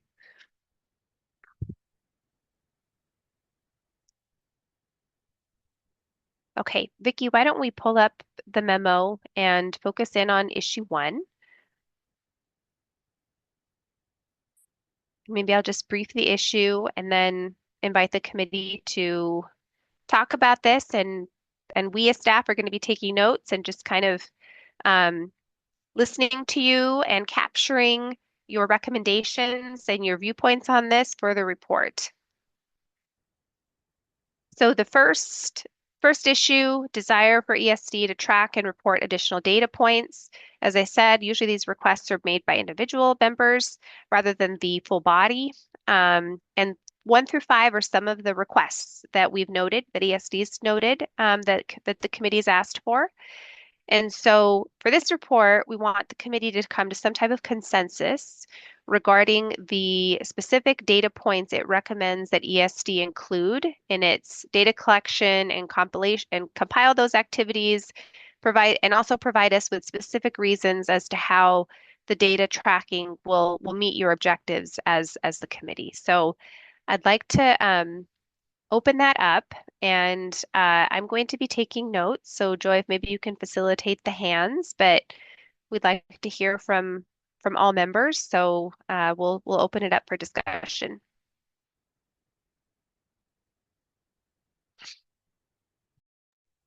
John. Okay, thank you. There's several subpoints in this one, so I'll try to take them in order. Number 1 and 2 seems like they would be nice to know if it's readily collected already by the agency. And I think that's where it's not entirely clear to me that data exists. We'd like to have it, I think. And so I would like more feedback from staff on whether that data is readily available or whether it requires additional effort to collect and compile or get authorization to collect it.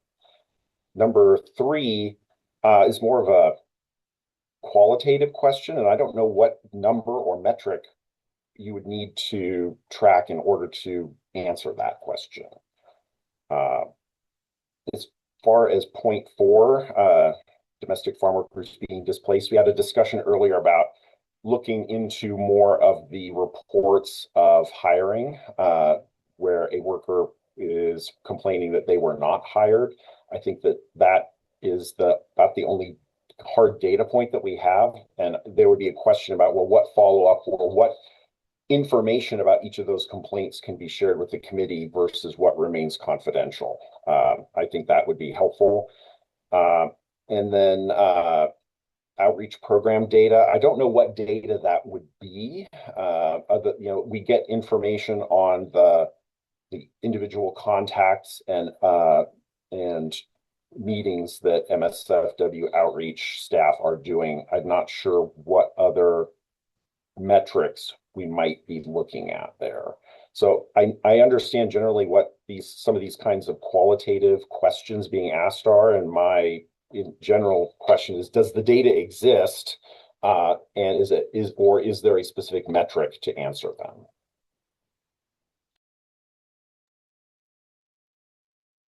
Those are really good questions.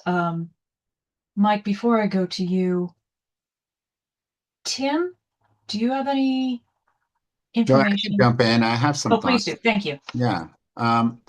What I can say in looking at these bullet points is we do collect number one already. You saw that in our presentation, and it's something, yeah, we're required to report to the feds. So, and number five, which is provide MSFW outreach program data for workforce offices performing part-time outreach. You saw that today, and it's something we've been working towards for a while. So yeah, I think 1 and 5 is something we've already operationalized and can continue to report to the committee. I think under issue 1, 2, 3, and 4, I think are different. For number 2, I think it's just an operational expectation. We could work with our monitor advocate and, create processes to check to ensuring that we're posting these agricultural job orders locally. But I do know our monitor advocate monitors us to ensure that job orders are available and conspicuous to the public. So I don't know if it's a data gathering requirement, but rather like an accountability approach. And I think we do have one that we could report on. And maybe, I don't want to put our monitor advocate on the spot, but I think it's probably us continuing to hold that expectation and maybe ask our monitor advocate to check for it when he does local reviews of our work. And then present job services to agriculture employment farmers to analyze whether equity and service is being achieved by ESD. The only thing that comes to mind for number 3 is we are, as part of our federal reporting, required to report what are called equity measures. We could come back and share that to the committee, what those measures are. I don't know if they achieve what the committee is requesting on number 3, so I would welcome further dialogue on number 3 to see in more specificity what would be helpful. And then track points related to whether domestic farm workers are being displaced by H-2A workers. I would welcome also more specificity in that regard, right? We do track complaints that come forward to that. We do track referrals and placements. And so I don't know if that data suffices or whether the committee would like us to consider other data, but that's what I can offer on issue number 1. And Tim, feel free to jump in, Jenna, on anything you would like to add. I'd like to add a thank you, Alberto, for jumping in and handling that far more comprehensively than I could have. Yeah, so thanks. Yep. Can I add in here? I'm sorry, I know there's hands up. This is Ismail Amaidari, Director of the Workforce Services Division Director. To add to what Alberto shared, for number 4, that is not something that we can do as service delivery providers. I think that would be something for our evaluation and labor market unit that potentially can do through a peer-reviewed approach, because otherwise it will be subjective to the opinion of the staff providing services. To really understand whether domestic farm workers being displaced by H-2A workers, we will rely on somebody to do an effective study in the region to look at the jobs, who was in those jobs previously, who are in those jobs right now, and what changes has happened. We cannot base that on the small subset of customers that we serve through worksource centers. That's a really good point, Ish, and I think we can take that to Gustavo as a possibility. But yeah, we can dive into that. All right, I think we have Mike and then Rosalinda. Hi. Yeah, I'd like to address number 4. I think what we want to know is whether previous year domestic workers are applying for the jobs, the jobs when there's an H-2A application. If they're not applying for the jobs, why not?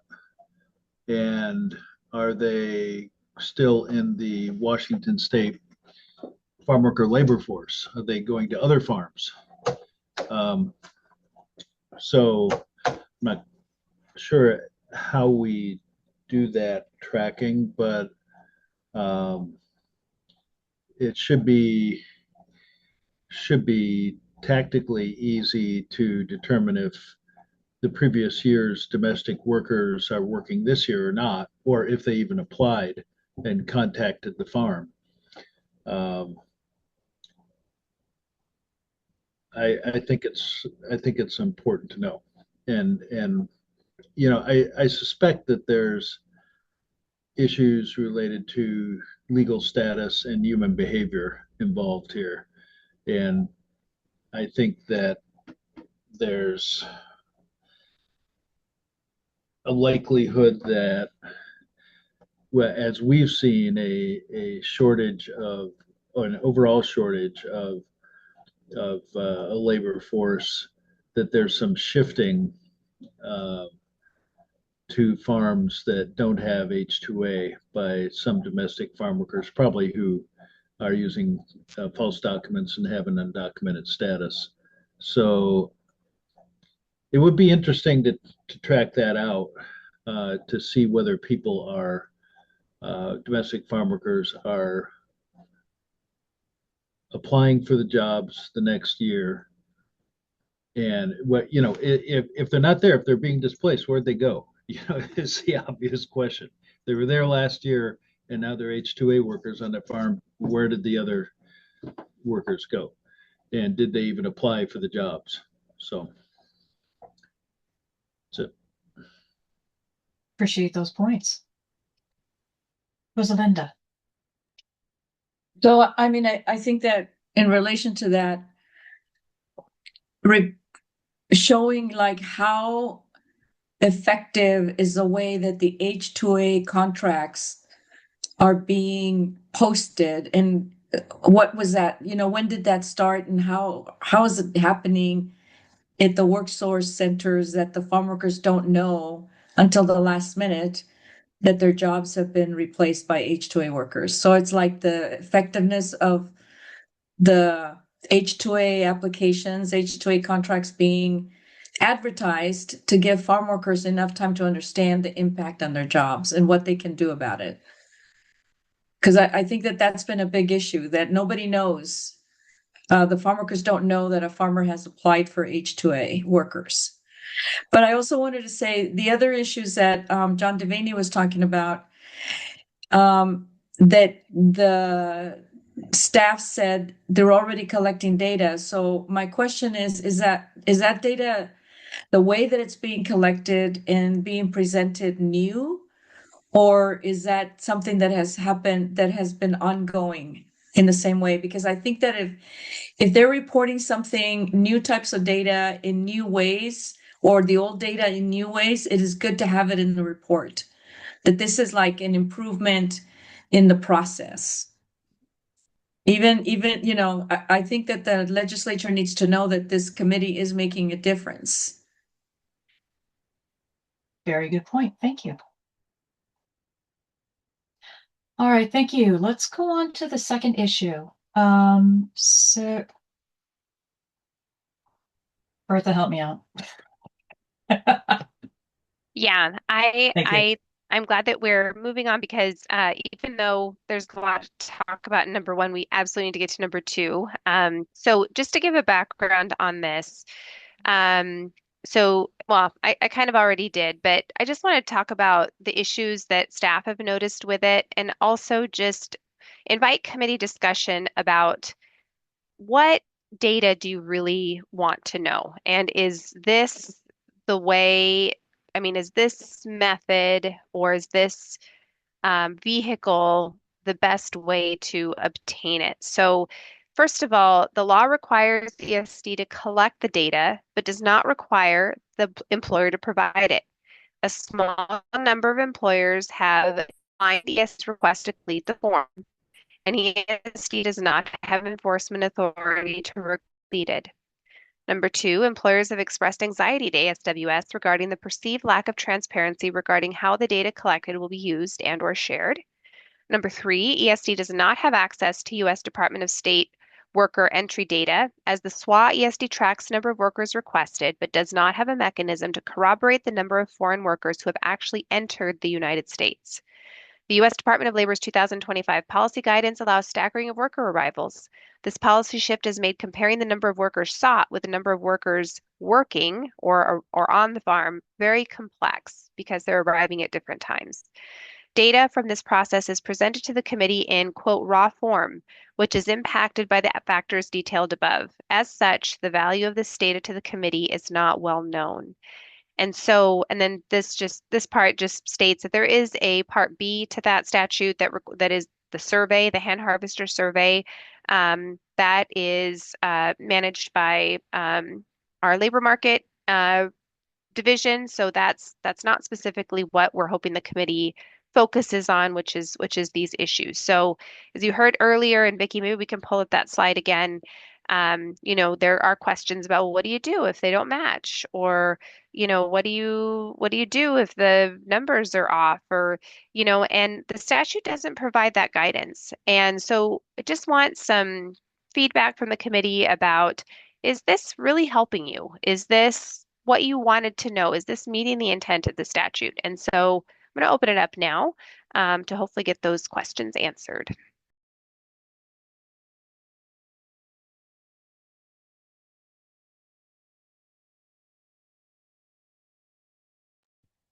Go ahead, John Devaney. Great, thank you. So the first question, does the number of workers correlate or match the request? A binary yes or no is kind of meaningless. If it exceeds the number requested, you've got a problem. If it's lower, then the question is, do you know why? Were you more successful in hiring domestic workers, and so you have fewer H-2A workers than were requested coming? And so I think in a little more detail, if it's available through the survey when you're collecting that information, would be valuable, because otherwise it looks terrible that they don't match. But if ongoing recruitment is occurring, then it's not unexpected that there would be a mismatch. For housing, I think that the question is, was there a change from the time of the initial application? We have workers who are evacuated during fires. At the time of the survey, they might have been at an alternate location. That's not necessarily a regulatory enforcement issue. It might be something that has changed since the original contract. And in work site locations, that unlikely to have been the result, and so that may be a documentation issue or an enforcement issue. Essentially, presenting these three data points in isolation leaves you saying, and so what does that mean? And I don't know that collecting data that lacks context adds a lot of value.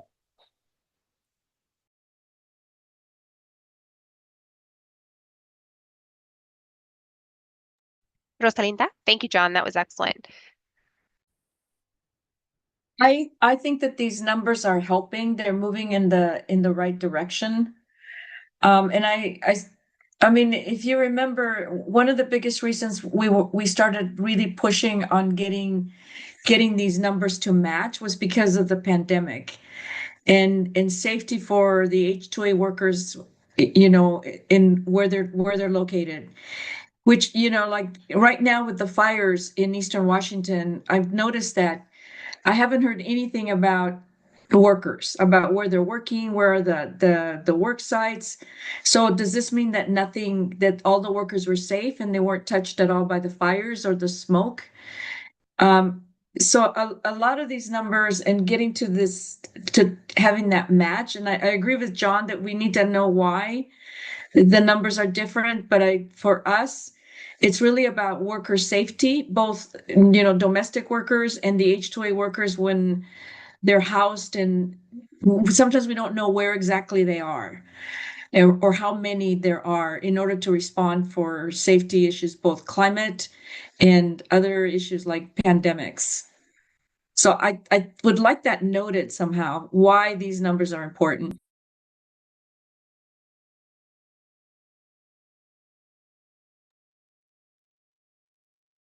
That sounds good. Thank you. What else in this area?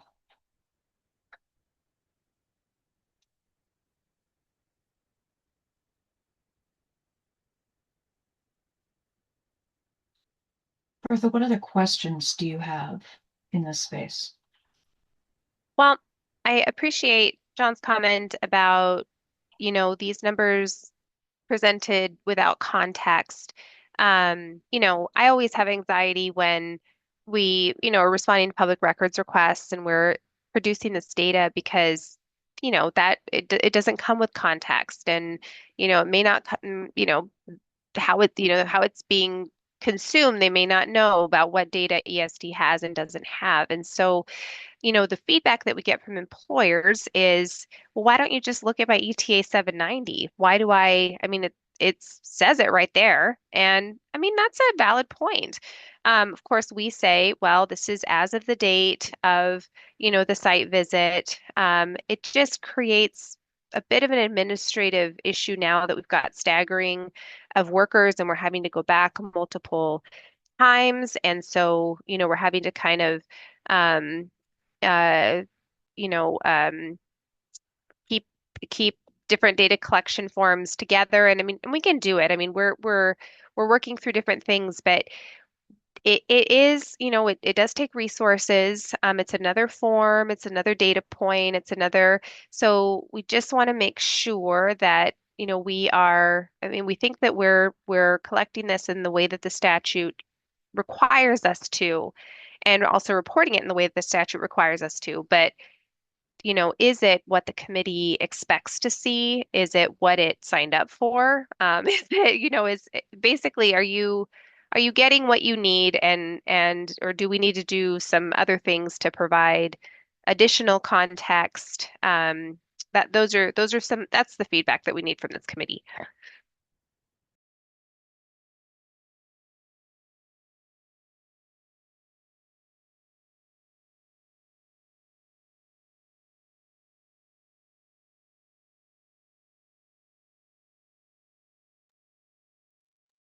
Does anybody have any further feedback in this area?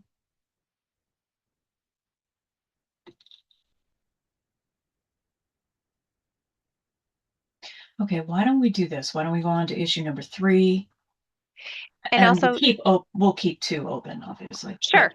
Sure. And also, this is point in time data as well. So unless you're looking at, you know, the forms, when we're doing our reporting, you're not really getting, you know, kind of the time frame because it's, you know, it's all being collected on different days, et cetera. So, so anyways, yeah, I don't, I know that this is maybe going to take some thought. So if committee members could reflect on this and, you know, if you have anything additionally to add, please email Vicky and I, because we need this feedback.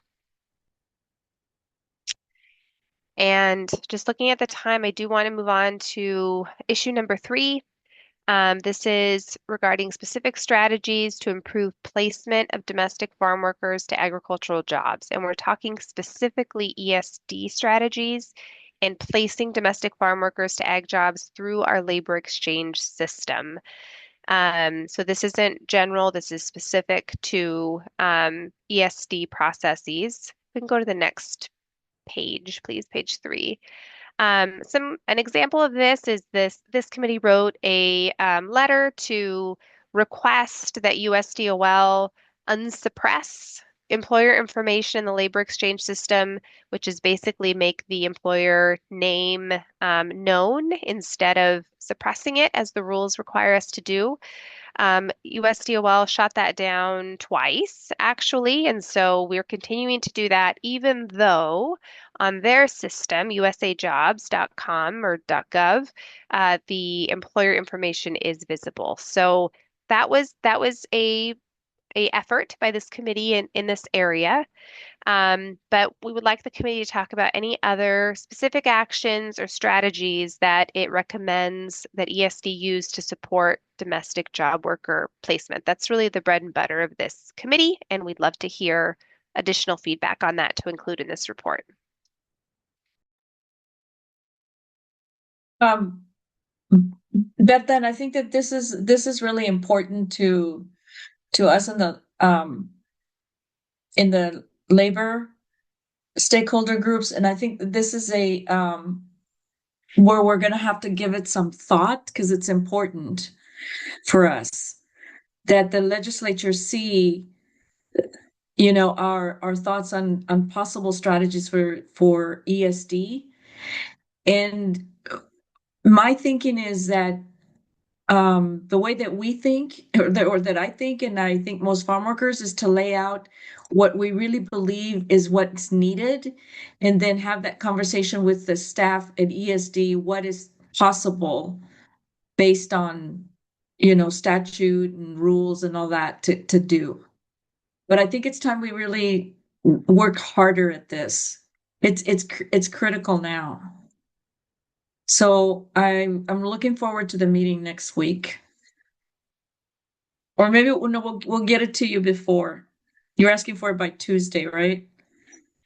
Yes, ma'am, by close of business. Yeah. And, Okay. you know, like I said, like we highlighted in our timeline, we do have some room if we needed to approve this in August. We'd like to continue operating under the next week deadline, but we do have some room if needed. I mean, we've been talking to farm workers and farm worker leadership, and I think we've got a basic idea, but it's going to require, you know, pulling people together again and getting language. I also want to say that in Whatcom and Skagit County right now, just so everybody knows, maybe you do know, there is a really strong surge of Homeland Security, ICE agents picking people up. It's been for the last 3 weeks a horrible environment of fear and aggression from the ICE agents chasing people, and just the presence is really strong. And we've had a lot of people detained and removed. So it's like the environment is hard right now for farm workers in general. So it's like trying to pull this together now. We're going to do the best that we can, but it is important.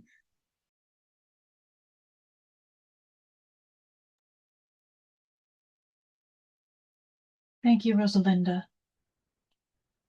John? Yeah, I think that it's important to point out that we had a recommendation to try to address this, and it was rejected by the National Office of U.S. Department of Labor. And so I think it's fair to point out that recommendations this committee is putting forward to try to address this issue are meeting some structural barriers. I'll call out Mike Gempler, who's at just about every meeting says we have to have a more extended discussion of improving worker recruitment and placement. And it's hard to do in a Zoom format, I think. And it's basically a brainstorming session more than it is a reporting and comment function. So I think it would be fair to put into the report that the committee is prioritizing this issue for further discussion and action, even if we don't have specific recommendations that we can put into the report by the deadline. Just letting the legislature know that we all continue to have agreement that this is a priority for the work of the committee might be where we can go in this report, but then we'll need to follow up on actually having those conversations.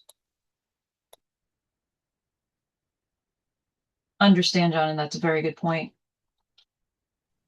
Thank you. Mike. Hi, yeah. You know, this is an enigma. The farm that newly applies for an H2A application, in doing so is supposed to, send letters to last year's employees, post the job availability, is required to do a lot of things that other farms not doing an H2A application aren't required to do. And so there's really an effort by the farm to communicate with last year's employees, even employees before that, and current employees about upcoming job opportunities. And then there is some availability of the job opportunities online, which I think has far less impact, particularly for those folks who have previously been employed. But the issue is whether those previous employees are applying for the jobs. And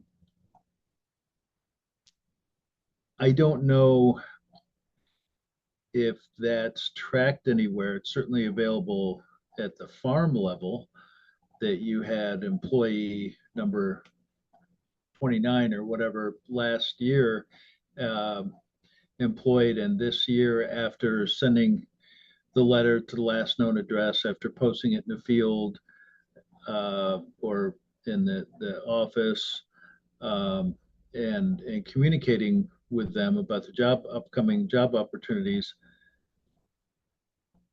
documenting whether that employee number 29 even applied for the job.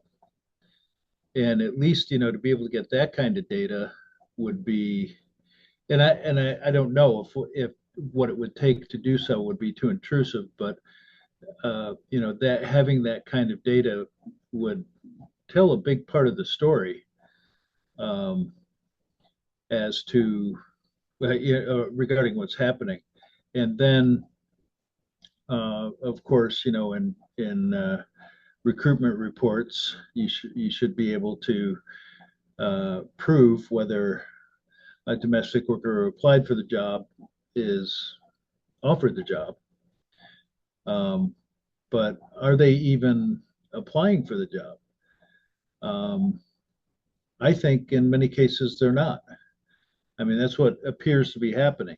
And so we may not really understand the reasons for why people aren't applying for the jobs at this point.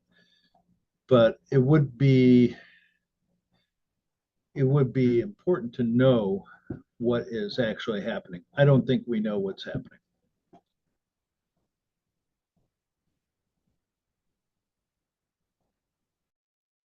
Thanks, Mike. Rosalinda, and then Christine.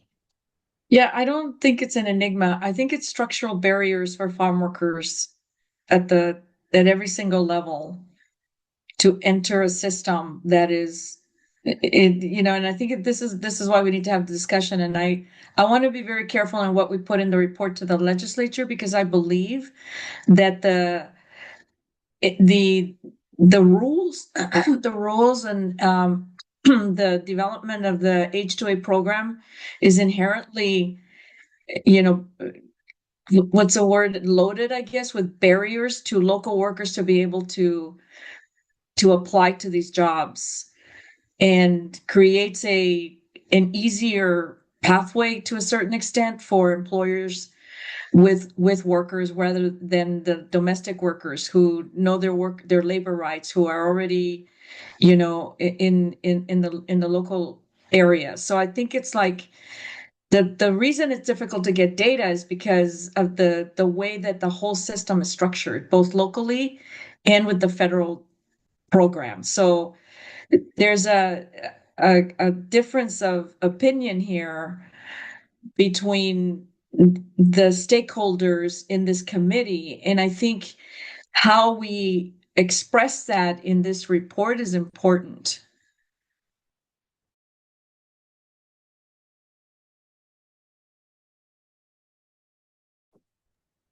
Yeah, and thank you to each member for their perspective. I just kind of also wanted to add the layers of complexity in data collection around um, irregularities in compliance with recruitment and whether letters are even being sent to former employees.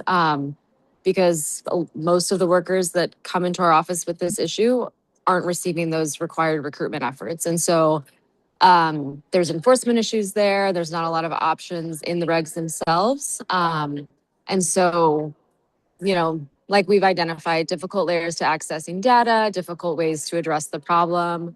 But I definitely agree with flagging to the legislature that this is a huge issue that is going to warrant a lot of further discussion.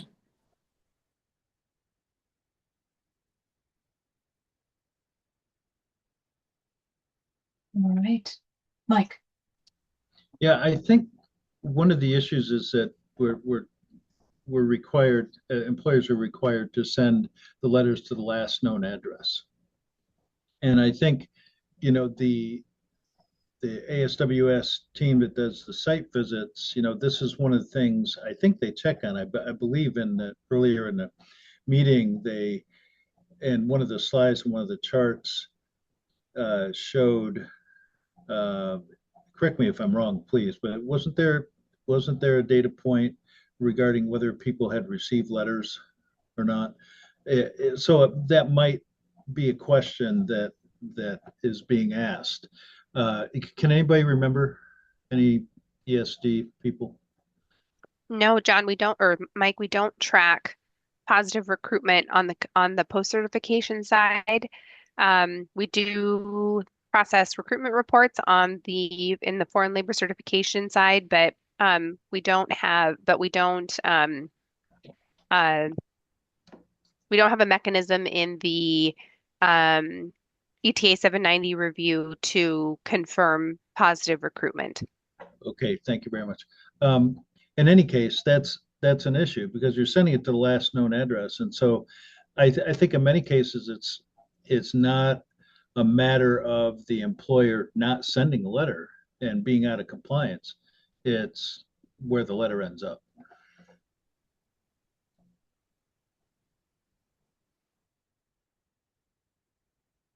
Mike, I'm gonna delve into a curiosity question here. You're talking about a paper letter to a paper address. Is there any additional outreach that is used as like a best practice by employers? I'm sure that varies employer by employer, and yeah, there's often a list prior to the season that people go over and try and contact employees, you know, by phone. So I'm sure that's being used by a lot of people. But no, there's nothing that's required or, as far as I know, other than that kind of universal. Okay. Thank you. I hadn't actually known that. All right. Quick time check as promised for 11:42. We have some notes on each of these issues. Bertha, is this enough to get us moving forward? Yes, it is. Thank you, everybody, for the discussion. I know Christine's standing in as a proxy for Michelle, and we will be posting this recording to our site within the next couple of days. So please share or please review. Also, we will, if you think of anything, if you want to add anything after further reflection, please email Vicky, and we'll get your comments folded in as we continue to work on the draft.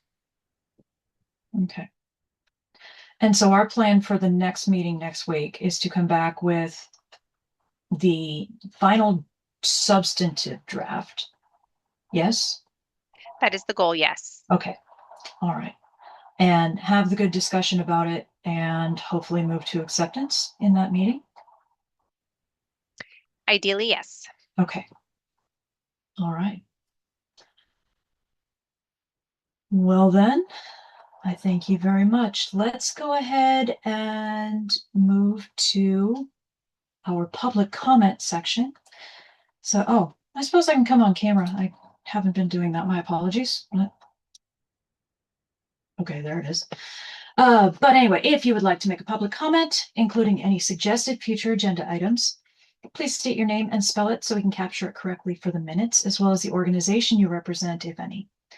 Your comments are being recorded. However, if you'd like your comments to be included in the meeting minutes, please submit them via writing via email to Vicki Carlson at that address that she will drop into the chat in a moment. And please limit your comments to 2 minutes. Do we have anyone from the public who would like to make a public comment?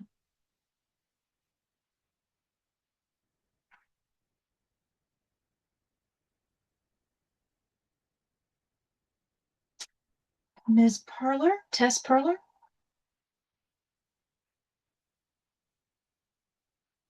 Video. Yeah.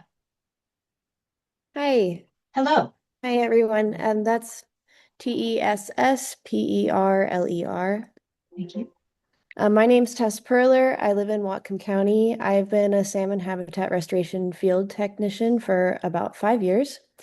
And for approximately 3 years, I worked at a nonprofit that is dedicated to improving creeks and rivers so that salmon can spawn, rear, and return to spawn for years to come.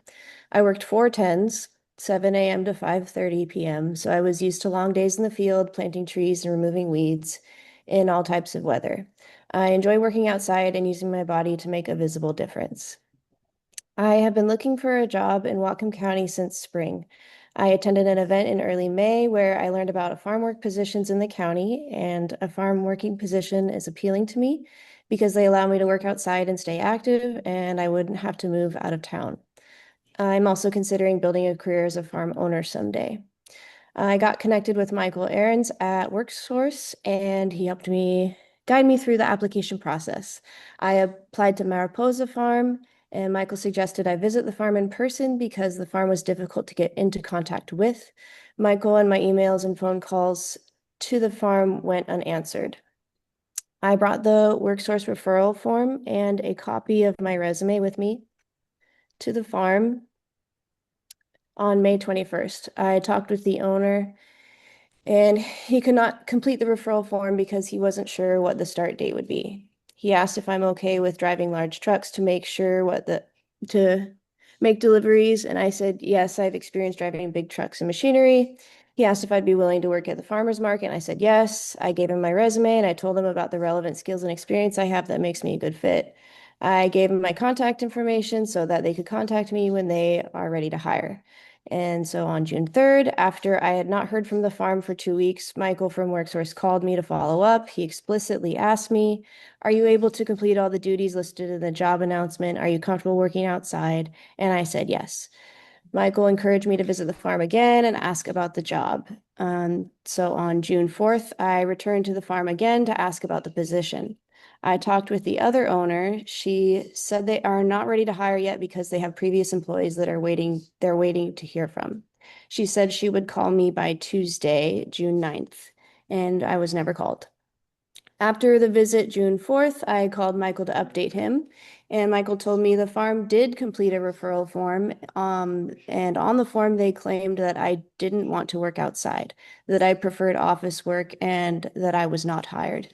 This completely contradicts what I said to both of the owners and what is listed on my resume. I learned at the C2C June 4th People's Participation Lab that the farm had withdrawn their H2A contract. Since then, I've applied to 5 more farm work positions through WorkSource. 4 of the 5 I haven't heard from since applying on June 25th. Raider Farms called me, and their associate asked me questions about job experience and reviewed job details with me. I've been invited to interview this Friday for the position. The associate said they didn't have a copy of my resume, but I had attached it to my WorkSource application, so I emailed them a copy. In summary, my experience is that the process for applying for these apparently open farm working positions was challenging. A majority of the farms I applied to did not contact me. I could only contact Mariposa Farm when I arrived in person. I was also frustrated with the farm's dishonesty about my experience and work preference. I have worked hard outside for years and would be excited for the challenge of working on a farm and to help feed my community. So that's it. Thank you. Thank you, Tess. I appreciate you sharing your experience. Do we have anyone else for public comment?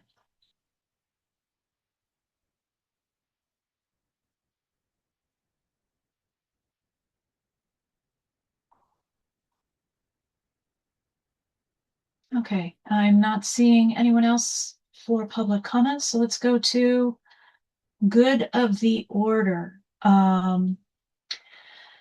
So thank you. This was a really productive meeting. Really appreciate the great discussion that we had on a number of points. We've got some good work to get done in the next week to bring you back a final draft for the report. Also heard in there, and members, please feel free to jump in, but perhaps using a portion of our August in-person meeting to discuss recruitment brainstorming. As Mike and Rosalinda both mentioned. I know that we've made some, Bertha and I were both making notes through that discussion, so I'm going to take a look into seeing if we can have a facilitator come assist us with a little bit of that to guide the focus. But that's just my takeaway. So what else? Do our members have anything else they'd like to add for the good of the order?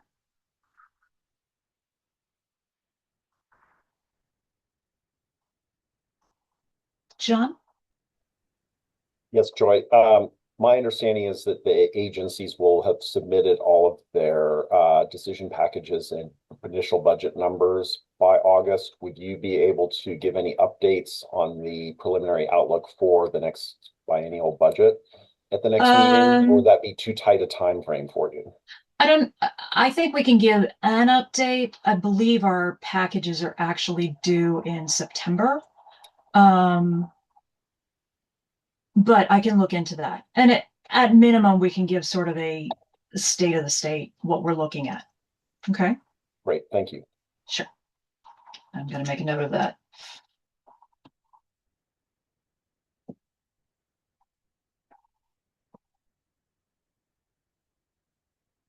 Okay. All right. I'll make this last call for any other comments. And seeing none, I think we'll go ahead and move to adjournment a few minutes early. Thank you all very much. Our next meeting is next Thursday. So yeah, a week from today. A little bit shorter, 9 to 11. We will be doing it by Zoom, and I believe our only agenda item will be the report. So with that, I thank you all very much, and this meeting is adjourned.